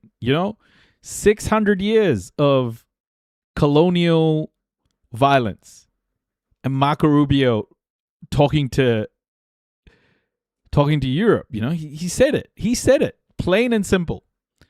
It was about maintaining. The goal was to maintain status quo through colonialism. I mean, he was angry about the anti-colonial movements. Oh my gosh. Marco Rubio basically said it in his speech. Everything. All those issues. But we cited them. We made it crystal clear to Iran we were not going away after this deal. We made it clear that there was an ongoing negotiation that would happen almost immediately, and that was regarding the missiles and regarding the relationships in the region. Cuban. And we thought that with the absence of a nuclear weapon and Iran in a place where they are actually complying with it, that there was an invitation there for people to perhaps be more thoughtful. Build trust. Build trust. Build a relationship at least. And we had a different, Ronald Reagan in Reykjavik with Gorbachev, where they tackled nuclear weapons writ large. They went there just to kind of find some kind of an agreement. And these two leaders wound up saying, why don't we get rid of all the nuclear weapons? And they actually announced that was their goal. We went from 55,000 warheads facing each other. Russia and, it was still at that point early on. Soviet Union. And the United States had all these warheads. Hey, Ms. Angus, and, welcome. Maddie we M, managed to how go are down you? to about 1,500 or so, a little bit below that. It's still too many. Yeah. Still destroys the planet more than we need to have a fight. But trust and verify. We said no. We changed that. We said don't trust and verify. Right.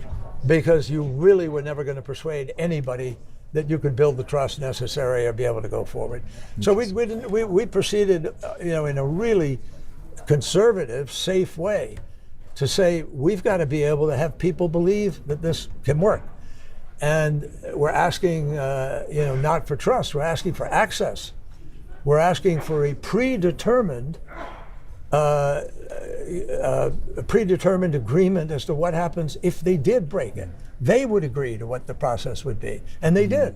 They agreed to the process for rectifying a judgment that we might make that they're cheating. And we had that built into this agreement and signed. It's part of the agreement.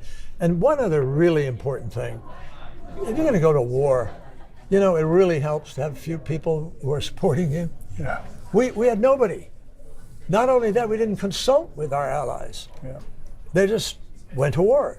Can I? And in the process, sorry, go ahead. No, I was going to say breaking news. Just on that issue. There's some breaking news just to happening expand right that. now. The airport there is badly damaged, so we'll have to rely on the Department of War to deploy assets there. And then we're also helping them with some overhead imagery, especially in coastal areas where they don't have full visibility over what the damage has been and what the impact has been.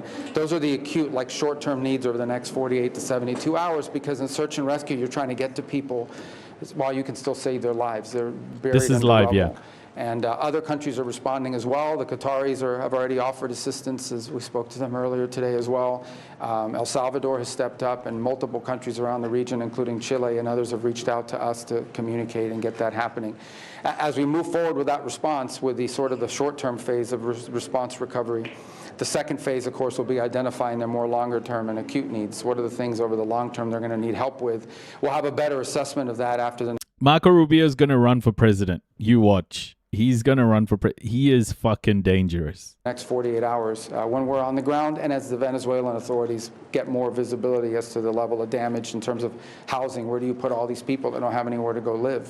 What we can do to help them restore their communications, their internet, their telecom, and so forth. We'll also have to manage what we Yeah, Marco Rubio is going to run. I think he's going to run. I think he's setting up to run. He's glazing Donald Trump. He's trying to pull the strings. expect there's going to be a surge of private donation. I can imagine that there's going to be a lot of people from the United States and entities in the United States. We've already been in touch with some of the leading charities, but I know at the local level, particularly in places like where I call home in South Florida, there'll be a lot of people that are going to want to step forward and help and provide assistance. And we just need to find the way that we can step in and provide logistical support from that. In addition, of course, we've already stood up our disaster response teams at the Department of State and our humanitarian efforts. It's something we did very well in Jamaica after that storm, and it's something we're really prepared to do now. So I already spoken. I'm not saying he's going to win. I mean, he's a tool, douche nozzle, you may say. But I think he's setting up for a run. All of his actions. The Secretary Hegseth, the Department of War is going to have to play a big logistical role here because they have the ability to land in challenging places right now. The airport in Caracas. No one likes Vance is like, I mean, who likes a couch fucker? Caracas is damaged. One of the runways is cracked. And so, but the Department of War has the capability to land in situations like that. So we'll need that. So we have an whole of government response. It'll be big, it'll be fast, and it'll be effective. And of course, obviously, we're in touch through our embassy on the ground, where I believe we have almost full accountability of all of our personnel there. And of course, Americans are safe. Guys, I'm going to be playing some videos about what's happening in Venezuela. I can't show this on TikTok because they'll just ban my live again. But here are some images that I've compiled They are horrific. You can see this on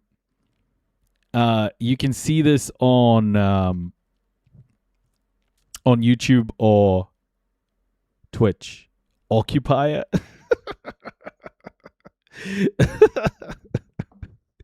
Oh, bro, we've got a snowflake in chat.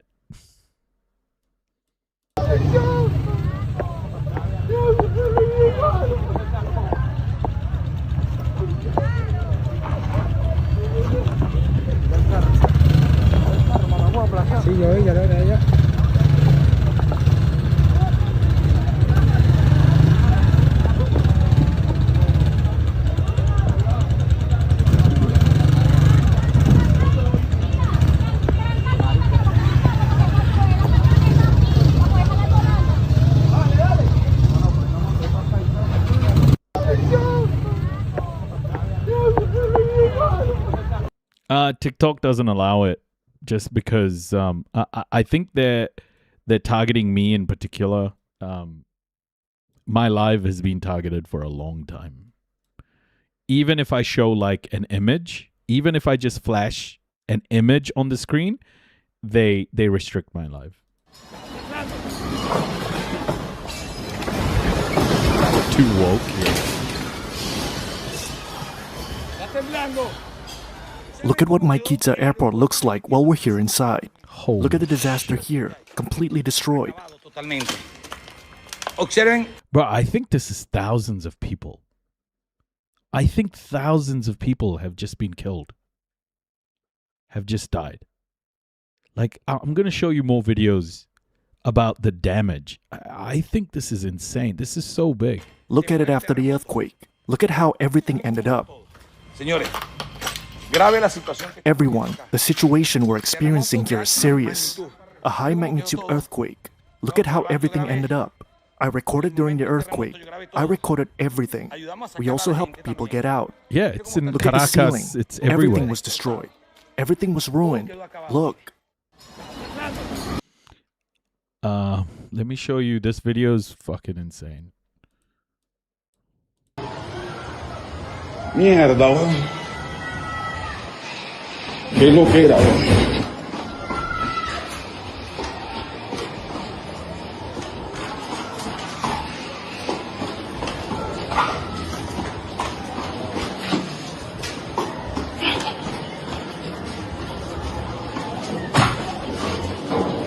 Buildings crumbling, guys. Look at this.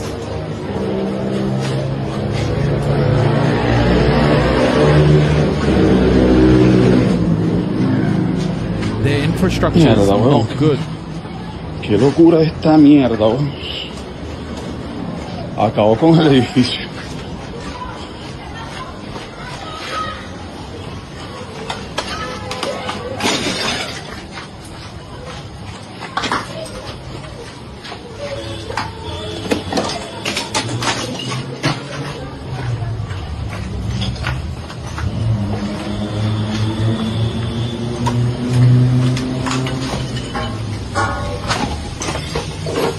Bro, get the fuck out. Everybody, get out. Mierda, weón. Yo acabo de subir en el ascensor. Acabo de entrar. I can't show it. I can't show it on TikTok. I can't show it on TikTok.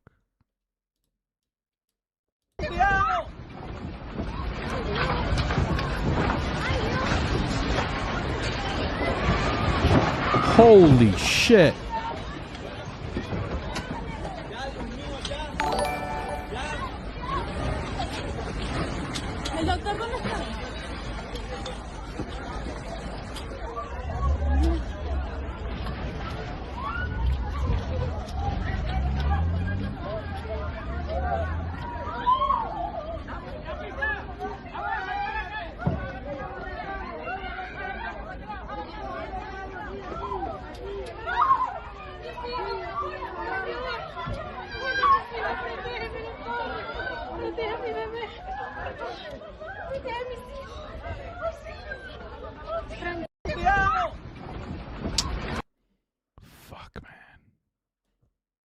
Oh, I showed you this video already.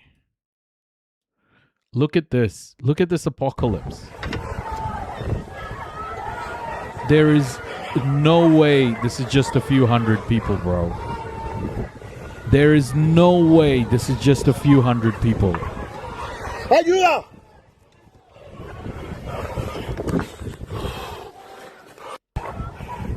Look at this.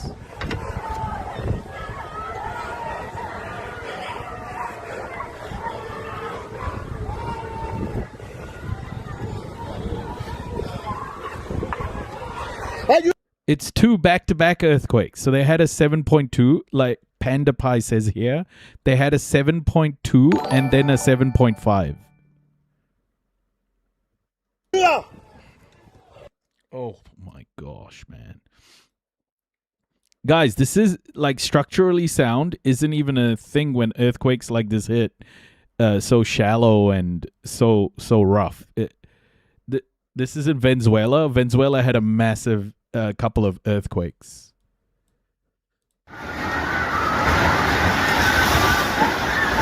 Holy shit. ¡Marico! ¡Mi mamá, huevón! ¡Mi mamá!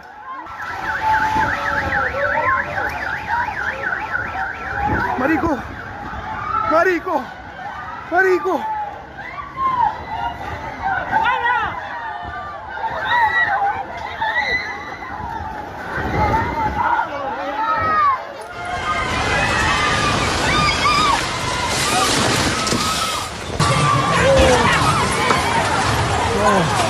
No fucking way, bro.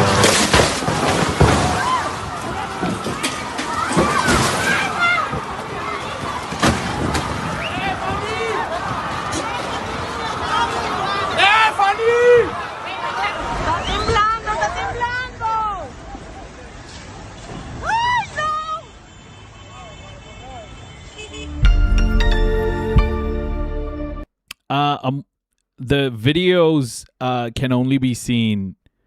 The videos can only be seen on Twitch and YouTube. Bro, that same dude came back. The Brazil guy came back. For all we know, this guy is the same account who we've blocked before.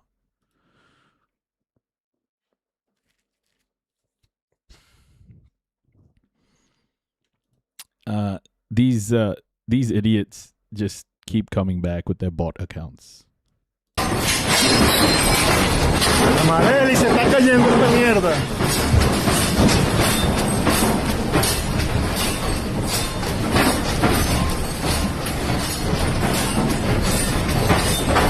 Mierda.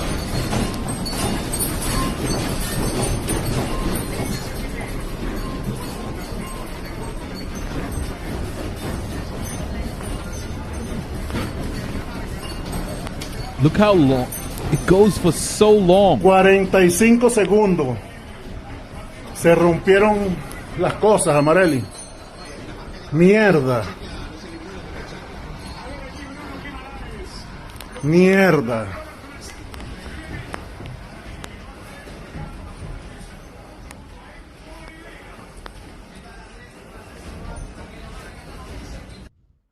Oh my gosh. ¡Jofran! Oh, this is heartbreaking, man. Esta es la camioneta de Jofran. El techo colapsó y cayó sobre ellos. Sobre la camioneta. Vamos abajo. Vamos abajo que puede haber una réplica. Se cayeron los 3 edificios. Edificio de Las Palmas, Punta Brisa. Todos los edificios se cayeron de este lado. Fue demasiado fuerte. ¡Jofran! Yeah, so far it's at least 164 dead and 971 people injured after powerful quake rocks Venezuela. I think it's thousands, guys. I honestly think it's thousands of fucking people, honestly. It's so fucking sad, bro. This is so horrendous, guys. ¡No puede ser! ¡No puede ser, Antonio! ¡Antonio, necesito ver! ¡Necesito ver!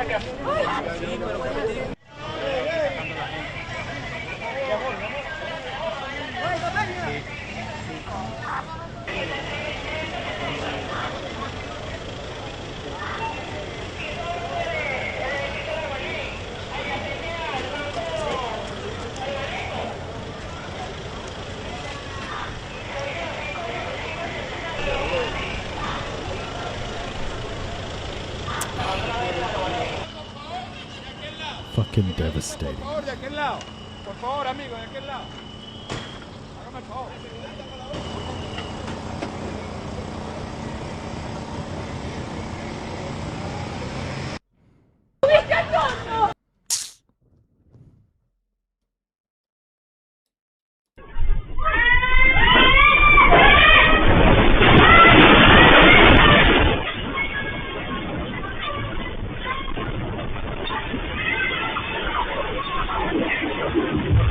Holy shit.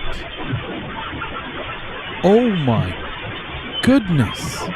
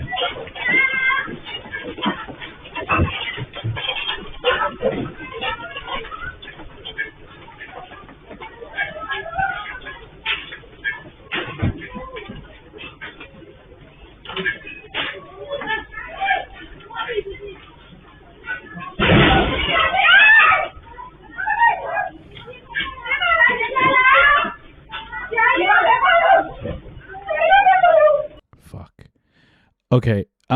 This is people were in a festival, guys. People were in a literal festival, and then when this struck.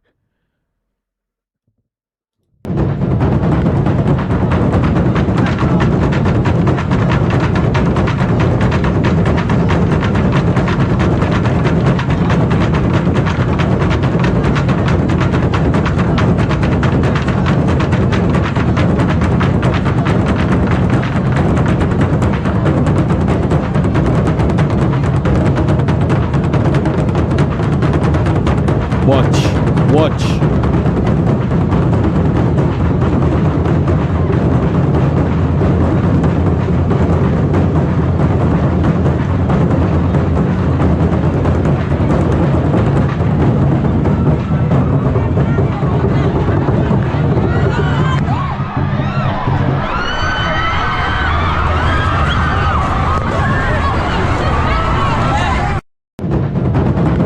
Fuck.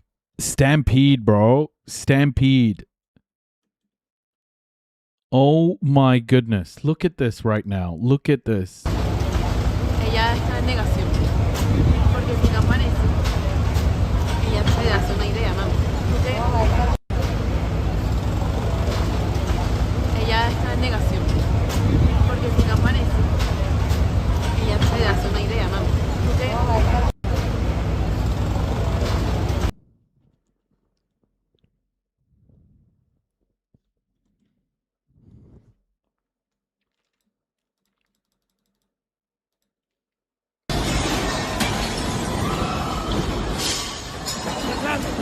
What are we looking at? We're looking at the earthquakes in Venezuela.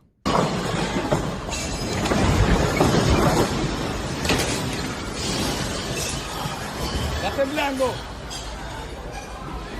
Está temblando.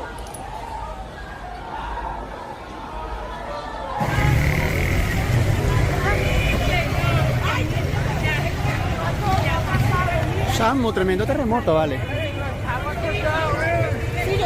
Se derrumbaron algunas cositas de algunos edificios.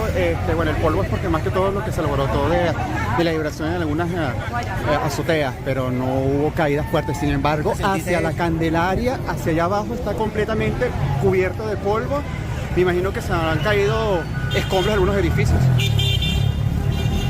Terremoto hoy en Caracas, el 24 de junio de 2026, por aquí en esta zona de... Yeah, we're watching on YouTube and Twitch.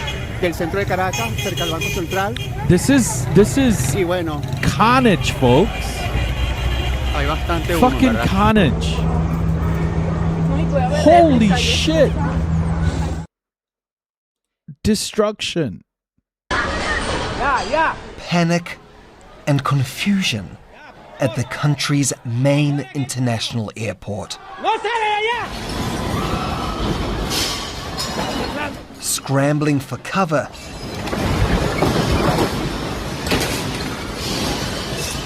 Wilma Azuaje filmed Venezuela's earthquakes as they happened. Look at the ceiling, he says. Everything was destroyed. Everything was ruined.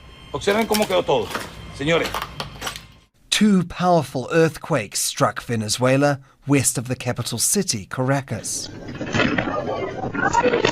The first was a magnitude 7.2 earthquake at a depth of 22 kilometers. The second earthquake, the main shock, was stronger and shallower. So someone said in chat that is that the site of where those people were? I don't know, Sunflower. Like, this is so fucking crazy, bro. Someone said that a 7.2, the difference between so Richter scale is logarithmic. A 7.5 quake is about twice as strong as a 7.31. Oh my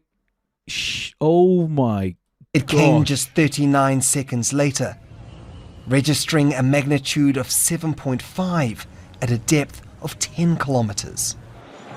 Buildings have been leveled, and others still standing bear scars. Many Venezuelans were at home when the shocks hit. It was a public holiday. I was here when I managed to get dressed and all the walls were cracked. We managed to open the door however we could. There was a cloud of smoke that wouldn't let us see. And when we went downstairs, the scene was like a horror movie. We had to climb over the rubble from the building. I only saw one family get out. The building moved from side to side. It was incredible. Luckily, there weren't many people in the building. Can you imagine the panic of people trying to get out of there? It was incredible. The country's interim president, Delcy Rodriguez, who became Venezuela's leader after Nicolas Maduro was abducted by the US military in January, quickly confirmed fatalities and declared a state of emergency. At this moment of great sensitivity for our population and for those who unfortunately have suffered the loss of a family member, we extend our immediate condolences.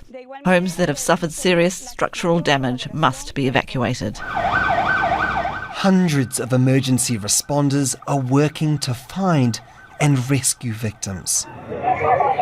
And Cheryl says a disabled influencer I follow says that during drills they put them in a stairwell.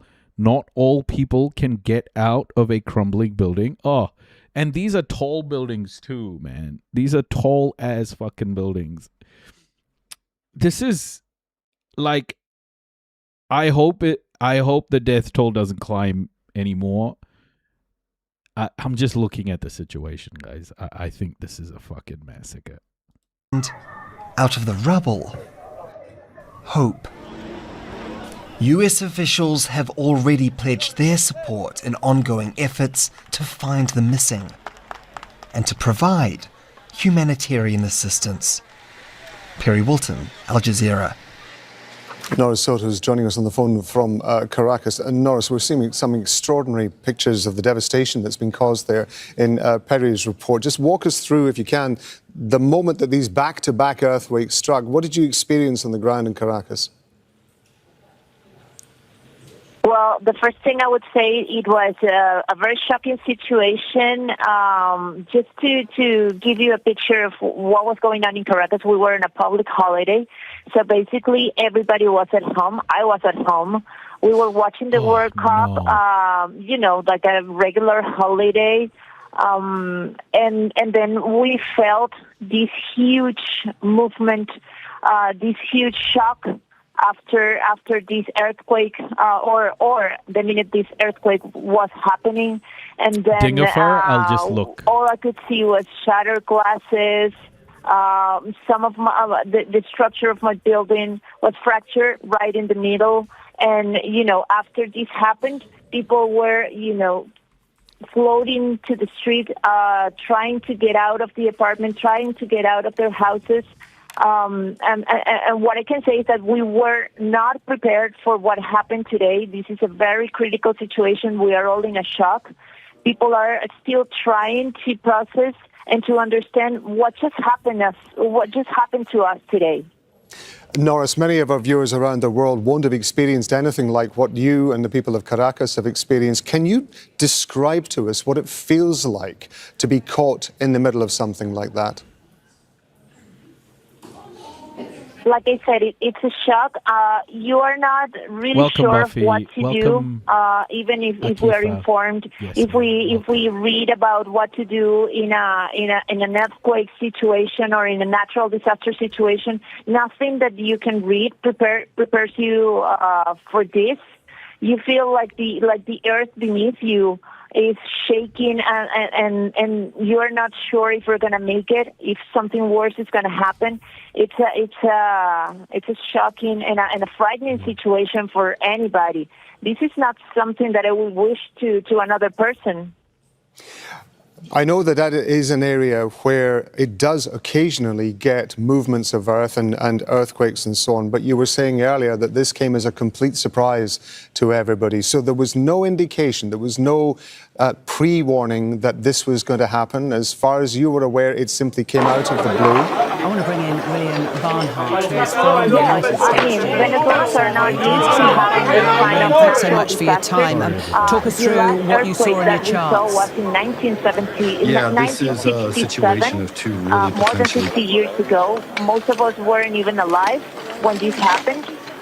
And even though Caracas has a big These are live. seismic fault, These are images we are coming on top of a big seismic fault. from It's Venezuela. not something that we were ready for, because it's been a long time since Venezuelans have seen something like this, a natural disaster of this magnitude going on in the country. So naturally, the capacity of response from the local authorities, from the we have to see the upcoming Oh days. my We god. can see a collapsed building in these live pictures that we're getting at the moment. So we're just starting to get different shots in, Jorge. But this is from Caracas, though. But it is worth emphasising to people, once again, isn't it, that the state of the economy is so dire that any kind of disaster response is going to be really hindered by the fact that the country is just on its knees already. Yeah, and it's one of the main concerns for many over there is that what the people are saying is we're already in a Do we believe this is a natural disaster? Yeah, I absolutely. little money, very little in the pocket to have a decent life, right? And suddenly this happened. Some people have lost their houses. They still don't know anything about their relatives, and I think the important part here is going to be how quick is going to be the response from the authorities in charge, both in Venezuela and as we have been hearing from other countries like the United States, because every hour I think it's going to be very important in this situation, because what's next is the scale of the humanitarian tragedy that. So the US is offering aid, and they say they're going to get it in quickly. What other countries can help at this point? We have been hearing about Spain. We have been hearing about other countries in the region. El Salvador also offer, for example, to deploy some rescue personnel over there. Mexico, Chile, a lot of countries. Brazil as well, a neighboring country in Venezuela. So I think the international help is probably going to be key in helping Venezuela to solve and to overcome this disastrous situation. Jorge, thank you for being with us. Always difficult to be a journalist at times like this when there's something happening in your home country. Yes. So we really appreciate it. Thank you. Thank you. You're with us here on BBC News Live. Guys, earthquakes like this, they can't be man-made. Even if you use that earthquake, would have been like 2,000 Hiroshima bombs or more. The amount of energy in these earthquakes is not something replicable by human beings. Not yet, anyway. Like, this is like, these things are massive. It has caused in Caracas buildings brought down to rubble. The latest death toll that we've had from the interim president of Venezuela has it at 164. But the US Geological Survey, which is an organization that looks at lots of different data, suggests that the magnitude of these earthquakes, the most being 7.5, and the areas that it's hit, its population. Yeah, on TikTok, yeah. Of previous similar earthquakes suggests that that is a death toll that could rise into the thousands. Hundreds of people are also thought to be injured as well. So far, we've had responses from various world leaders. Most recently, we've had a response from Switzerland, which has said that it is sending rescue. Whoa, you guys are all frozen? I might have to restart? What?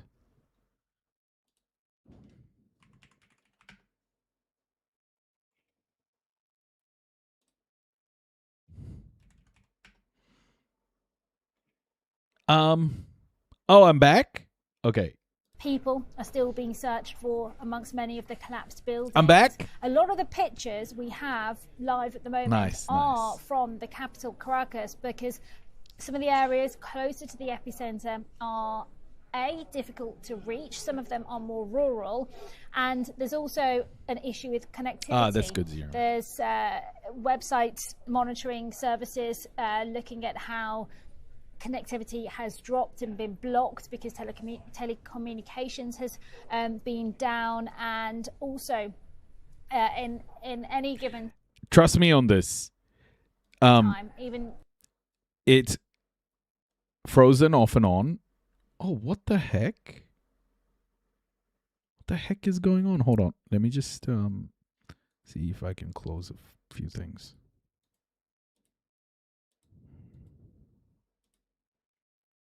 I'll just close a few things, guys. Hold up. Of $200 million that will be created using resources from the International Monetary Fund to help rebuild infrastructure, hospitals and housing.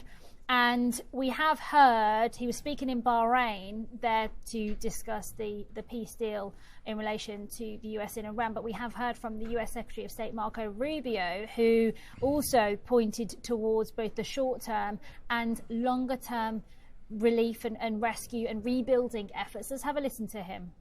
We're already deploying search and rescue teams from Fairfax County, Virginia, and Los Angeles. There'll be some others we'll add. That's their most immediate need right now is search and rescue efforts. They have a much of collapsed buildings, and so they'll need a lot of help in terms of digging through that. The airport there is badly damaged. I turned so a few we'll things rely off, on the guys. Department of War So to it should be deploy better. assets there. And then we're also helping them with some overhead imagery, especially in coastal areas where they don't have full visibility over what the damage has been and what the impact has been. Those are the acute, like short-term needs over the next 48 to 72 hours, because in search and rescue, you're trying to get to people while you can still save their lives. It's probably because I had too many things open. One of the considerations for both Venezuelans who are trying to figure things out right now, but also the ongoing rescue and relief efforts, is the concern of aftershocks. I'm just reading here on our BBC News Live page where there are constant updates that, speaking to state-run television in Venezuela, the interim president has said so far there have been 30 aftershocks. Now, these 30 aftershocks not too far from the coast, along Venezuela's northern coast, in the La Guaira state, which runs to the north of the capital, Caracas, and then further along to the west. And it's to the west of the capital where these earthquakes hit, as I was saying, around 6 o'clock yesterday evening. And I also said that the death toll is at 164 at the moment, but that number may well be expected to rise. And part of that is because of how the level of risk and potential risk is assessed. many factors play into that. How far below the surface is one of them, and these are earthquakes that are thought to have been relatively shallow, therefore quite close. There was an earthquake in Japan and California as well. Yeah. Like the reason why this situation is no good for people wanting to colonize Venezuela is because this creates a massive, massive economic problem. And if you're going to colonize Venezuela, like this is absolutely the wrong time to try and colonize Venezuela and take their resources. This is the worst time because you just can't do anything. The workforce is gone. The workforce is completely taken out of circulation. Like if you want to colonize, this is the worst time to do it. And remember, there'll be like solidarity with everybody. So the thing is, the fact that the whole man-made theory falls apart when you understand one, you can't there's nothing on earth that can create the amount of energy that just happened here. There's nothing other than natural disasters. The other thing is, like, if you wanted to man-made, this is the perfect time. No, man, it's not. It's really not. Not like this, dude. Look at what's happening in Gaza, man. When you have structures decimated like this, the cleanup effort is insane. Help. These are the scenes then live in Caracas, where rescue workers and I'm sure non-rescue workers, residents have been trying to find their ways through the rubble. Buildings have collapsed. We've heard stories of 5 to 10-story buildings that have collapsed in the capital, and that is despite it being so far away from the epicenter of the two earthquakes. 7.2 was the magnitude of the first earthquake. 7.5 was the magnitude of the second earthquake, and that second earthquake is thought to be the largest, the strongest to hit the country since 1900, and that is according to the US Geological Survey and its data. It's a government agency which has got a catalogue of earthquakes. And I'm also going to read to you, because I'm just receiving it here on our news wires, a statement from the United Nations and from its Secretary General for Humanitarian Affairs and Emergency Relief, Tom Fletcher, who has said we are fully mobilized to support the people of Venezuela following the deadly and devastating earthquakes that hit the country yesterday. I am in constant contact with our team in Caracas, the Venezuelan capital, to ensure a swift and effective response. It goes on to say that he has spoken this morning with the interim president, Delcy Rodriguez, assessing urgently what is needed. Our team in Venezuela is working with the authorities to identify. Also dangerous being around exposed building materials and chemicals. Yeah, this is going to take like years to recover from stuff like this. This is not short-term stuff. This is insane. Priorities. It is an ongoing situation, and it's also ongoing in terms of how we are receiving information. Telecoms has been difficult, internet and electricity has been difficult. I mentioned earlier that even when we have had people on the phone speaking to BBC News, we've heard their phone lines drop. So it is a case of consistently finding out information and monitoring. What? Sky News is saying 10,000 people missing? Oh my goodness. Are you serious?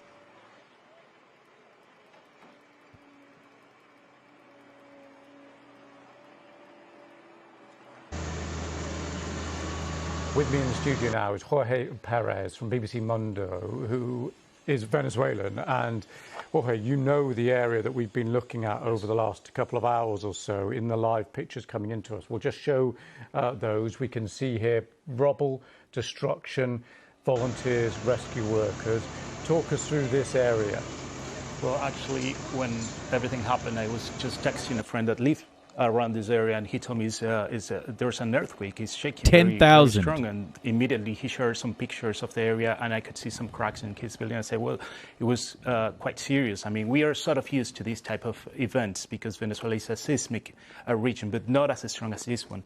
And right after I started to see some of the image, and I could even recognize the street that I used to live in Venezuela. One of the buildings that collapsed is just one building away from the place that I used to live over there. So it's obviously quite shocking to see this in a country that is already going through a horrific situation in terms of humanitarian and the political crisis that we know Venezuela have been going through in the past years. And you said there that Venezuela is a country that's used to seismic activity because of its location. Just give us a sense of how common earthquakes are and how unusual this is to cause this level of destruction, having two back-to-back, clearly. The last time that Venezuela, or at least the city of Caracas, had a very strong earthquake was in 1967, and this caused some destruction in the country, in the city at least. There was another similar event in the east of the country, in an area called Sucre. It's remembered as the Terremoto de Cariac.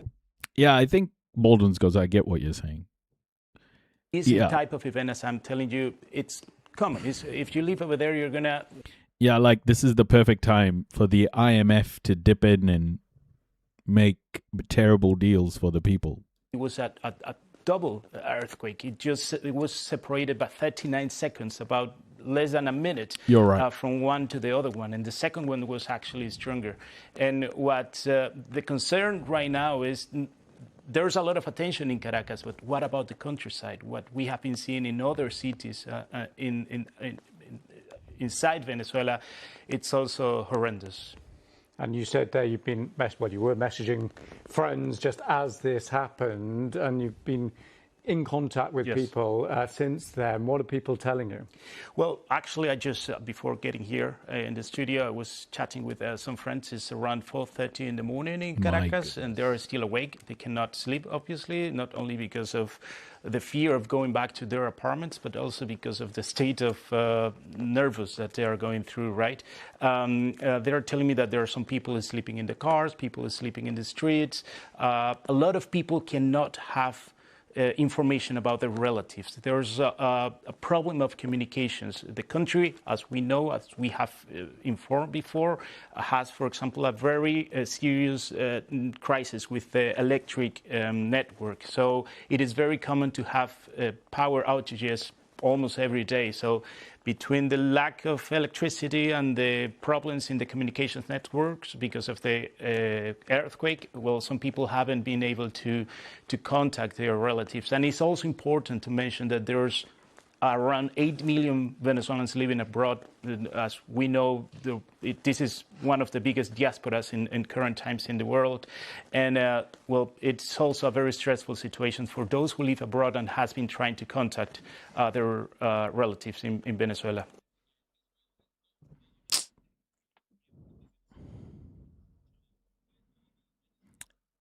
Yeah, it was two. My colleagues at BBC Verify have been looking at what we know so far about the damage that this earthquake, or two earthquakes, as I say, has caused.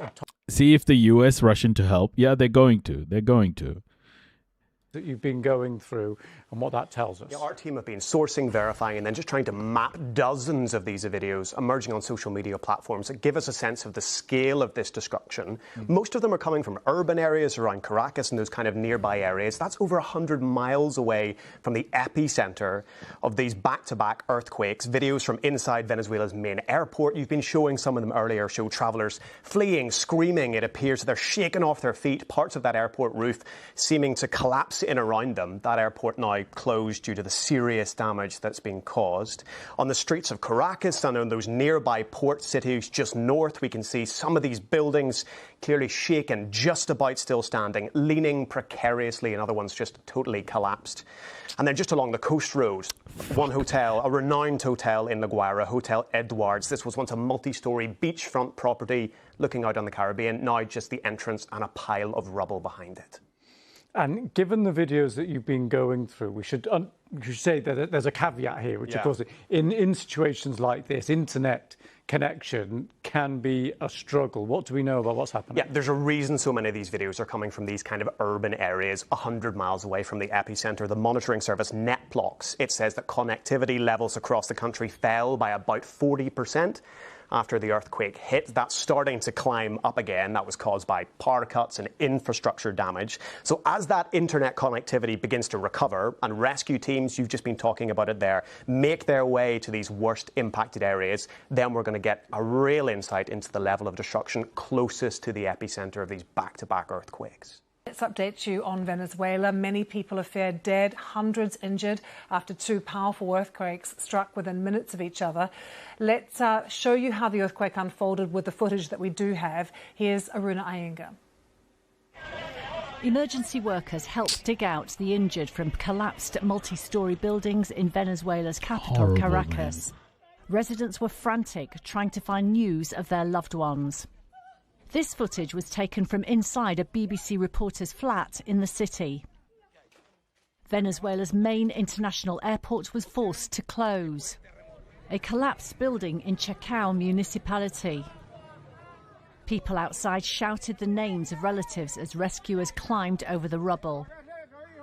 The 7.2 magnitude tremor struck near San Felipe City, west of Caracas, at around 6 p.m. local time. That was followed less than a minute later by a more powerful 7.5 magnitude quake.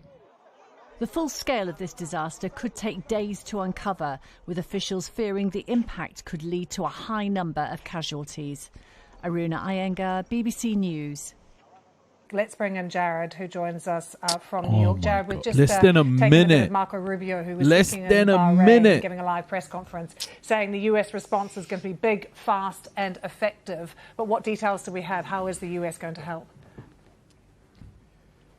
So, Lucy, again, at this point, this is still very early in the response to this tragedy, but we are hearing from the Secretary of State is that the United States will be sending emergency assistance to Venezuela, and that would come in the form of search and rescue teams, as well as medical resources and humanitarian assistance. We've seen the United States do this with other countries in the region after other major disasters. One of the big ones that a lot of folks think about often is the massive earthquake that happened in Haiti. And so, again, we're seeing the United States saying that they will be sending some additional assistance and aid to Venezuela in light of this really deadly, devastating natural disaster.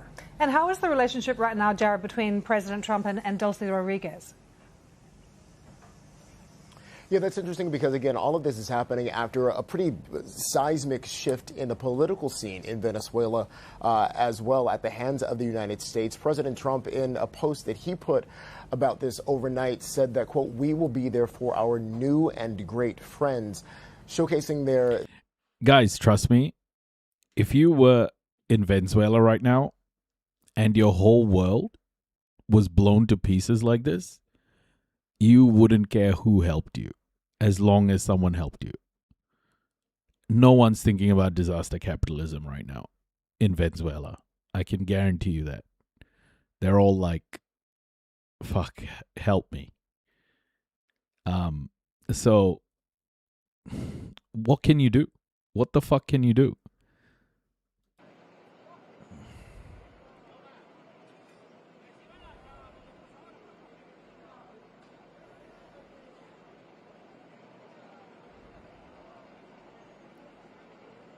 It's sad.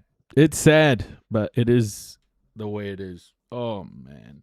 This is, I think this is huge, guys. I think this is so much bigger than anyone is saying. No one, like, there's no assessments of News now. Let's start with our big breaking news from Venezuela. At least 164 people now known to have died in 2 strong earthquakes which hit the country. That new death toll coming from the interim president, Delcy Rodriguez. She has previously declared a state of emergency. What she also said, 1,000 people are injured. The numbers are expected to climb, though. A 7.2 magnitude quake struck near San Felipe City, around 125 miles west of Caracas, at around 6 p.m. local time. It was followed minutes later by another quake of 7.5 in La Guaira. These are live pictures from Caracas right now. A number of buildings have collapsed in the capital. Some apartment blocks have been totally reduced to rubble. And emergency services and volunteers are trying to reach those trapped inside the collapsed buildings. They are reporting that they can hear people trapped inside, so they're desperately trying to reach them. And there are these fears now that the death toll could rise significantly. In a social media post, President Trump has promised help, adding that he had instructed U.S. federal agencies to be ready to move quickly. This is footage that captures the moment the earthquake hit near the airport, which serves Venezuela's capital, Caracas. It's now closed due to that extensive damage that you can see. And the terrifying moment the quake struck a shopping centre in the capital. You can see people here just running for safety, absolutely desperate to try and get to somewhere safe as the quake struck. Manu Quintero is a journalist and photographer currently in Caracas and joins us now live. Manu, good to see you and that you're safe. Just tell us where you are at the moment, what's happening behind you. Well, thank you very much. Well, I'm behind me is a 14-story building, like residential, with 27 apartments, which collapsed during the earthquake yesterday. Now there is like big machinery which just arrived 30 minutes ago. But during the whole night, a lot of volunteers and rescue workers have been trying to find survivors in the rubble. Have they managed to find anyone, Manu? Anyone alive? Not alive so far, 2 bodies, but like there is still, I think it's just starting.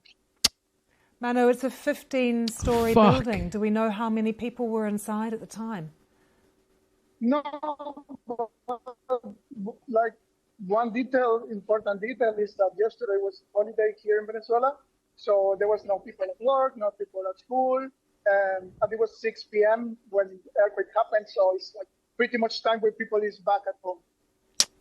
So what are people doing there? There's lots of people we can see behind you. Bro, are these this is so relatives fucking bad. Who are standing around? Are they trying to help find their family members?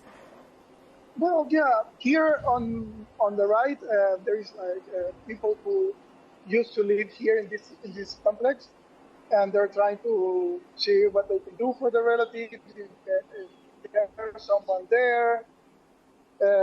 Desperation comes time to time for them. Also, there is a lot of passerbys who come to see. There is a lot of press, a lot of volunteers. Many people is coming here voluntarily to help. Yes, that's the situation right now. Manu, tell us what it was like when the quake struck. Well, it was my first time earthquake properly, even when I come from a tremor. Sorry, I need to move a little bit. Sorry, it's just police is asking us to move. No, that's fine. Further because I'm sorry. It happened in the place where I'm staying. I don't live here in Venezuela anymore. Yeah, lone I was wanderer. scared by work, and yeah, it struck me in the apartment, and it was a very scary situation. Honestly, I did not feel an earthquake. To me, it was just like a single moving. The world was moving just one time for a long time. Manu, did you feel the 2 distinctive quakes, or did it just feel like one massive long quake? Yeah, it just was very, as you said, it's just one massive long earthquake. And what was the reaction? Well, what was your reaction? And what about people around you? There must have been so much panic and fear.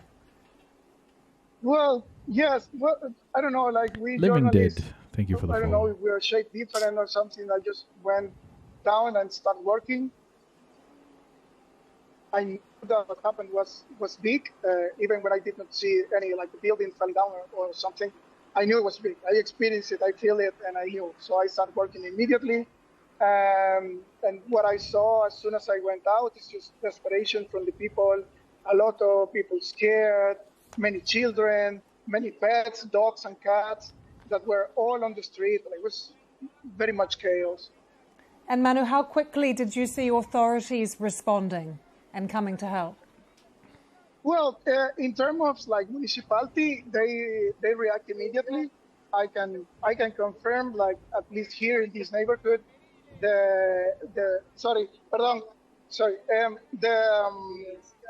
they start working immediately. Like volunteers with Protección Civil, which is like civil organization from rescue and search. Also, National Police, National Guard. They move. They honestly move. Unfortunately, machinery is arriving just now. Yeah, this is not like the ground zero of the earthquake. Yeah, we are. Strongest earthquake to hit the country in more than a century? Fuck, man. Caracas. Lots of buildings seem to have come down there. What are you hearing from there? Well, like La Guaira State is like shore belt, which goes like for about 20 kilometers. And what I understood is like basically across the whole shoreline, many buildings were falling down. In fact, the access to that is forbidden now by the government. They say that for security reasons. Anyway, we as a journalist, we're going to try to reach that place to see what's going on the ground. Manu, can I get your thoughts on sort of the bigger picture at the moment? There is this massive existing economic crisis. There's political instability in the country as well. How do you see that affecting the response to the earthquake in the hours ahead? Well, I honestly think that in this kind of situation, politics is put on a side. I think that very soon we will start seeing arriving search and rescue teams from all over the world, from Mexico, which has a lot of experience, from the US, from Chile. So it's just a matter of time when they start arriving to bring us help. What about the economic situation, though? It's been so hard for people in Venezuela already. People are really struggling, already on their knees in terms of, what they've been through and the daily struggle. This is just only going to exacerbate things, surely. Absolutely. You can imagine that, for example, many people here, even when this was like kind of like medium-class neighborhood back in time, nowadays it's mostly like elderly people, retired, which just have a chance to buy an apartment back in time, but now they're just trying to survive. So yeah, definitely it's going to affect a lot of people here. Many people will lose their home. And I don't see that the government is really in the capability to bring that support that big enough, considering the situation and the size of the tragedy. And Manu, just a final question, and we'll let you go. We really appreciate your time. Have you heard anything from any of the hospitals? Because the health system's really taken a hit in Venezuela too, and now we're talking about many, many hundreds of people who are injured. Yes, well, but no, I haven't heard personally about hospitals, but 2.7 megatons. Many people will be landing at hospitals there. Many injured people. I saw many injured people yesterday, mostly elderly people, which because for them it's harder to react to in a situation like that. So they're the most vulnerable of all. Hey, Luke. Manu, thank you for taking the time to talk to us. We really appreciate. Okay, I'll show you guys this video and then we can call it. This is how an elderly couple in Venezuela experienced. Hey, Bagel, Dilly, welcome. This is an elderly couple.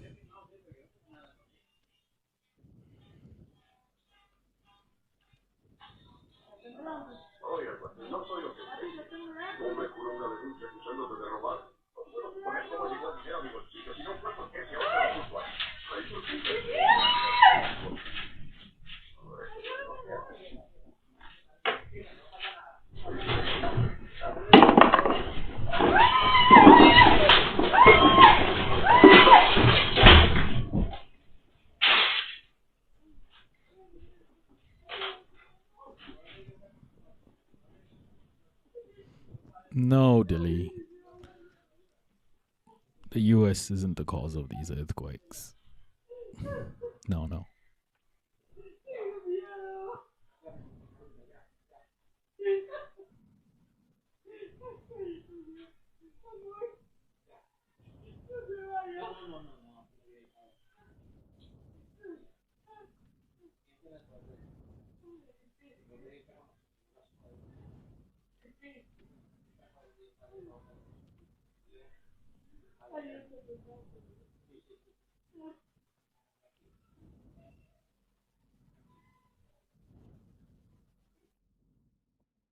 Okay. All right. I'm gonna head out, guys. But I think what we'll do tomorrow is first thing when I come on live tomorrow, we're gonna cover this earthquake.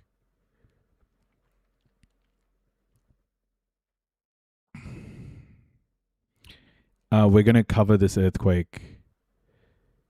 But just know that in my mind, and I'm catastrophizing. I'm an optimistic person, okay? Usually. I'd say I'm pretty optimistic.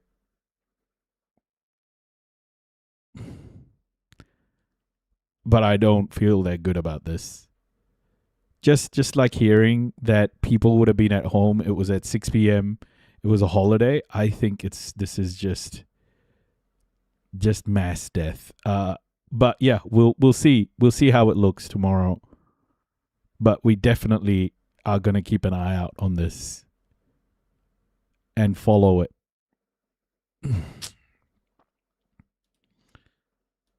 Bro, this just never ends. So many people. Fuck.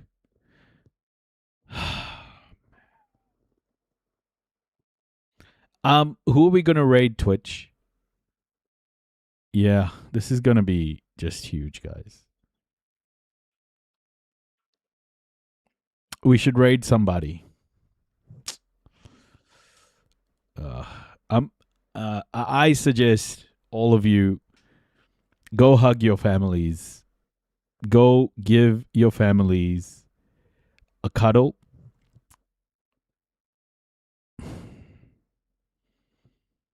Don't forget, all of this shit can be taken away in no time. Mother Nature does not give a fuck about anybody. Oh, Zach Chep's a good raid.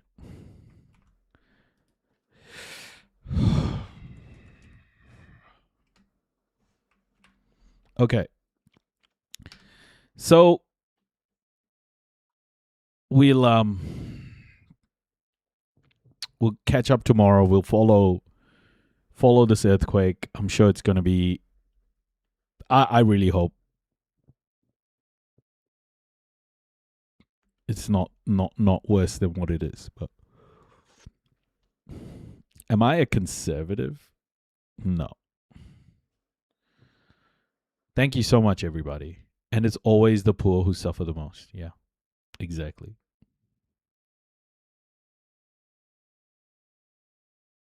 Take care, everybody.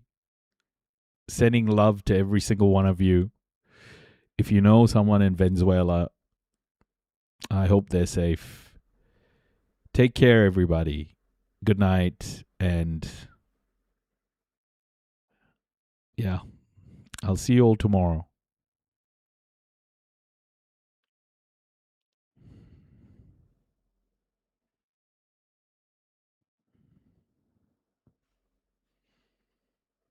All right, Twitch. We're rating in 3, 2, 1. Please say hello to Zach Chap for me, okay? Thank you so much, everyone. Okay. Kakite Pomarie, everybody. TikTok, YouTube, Twitch, Kakite Pomarie.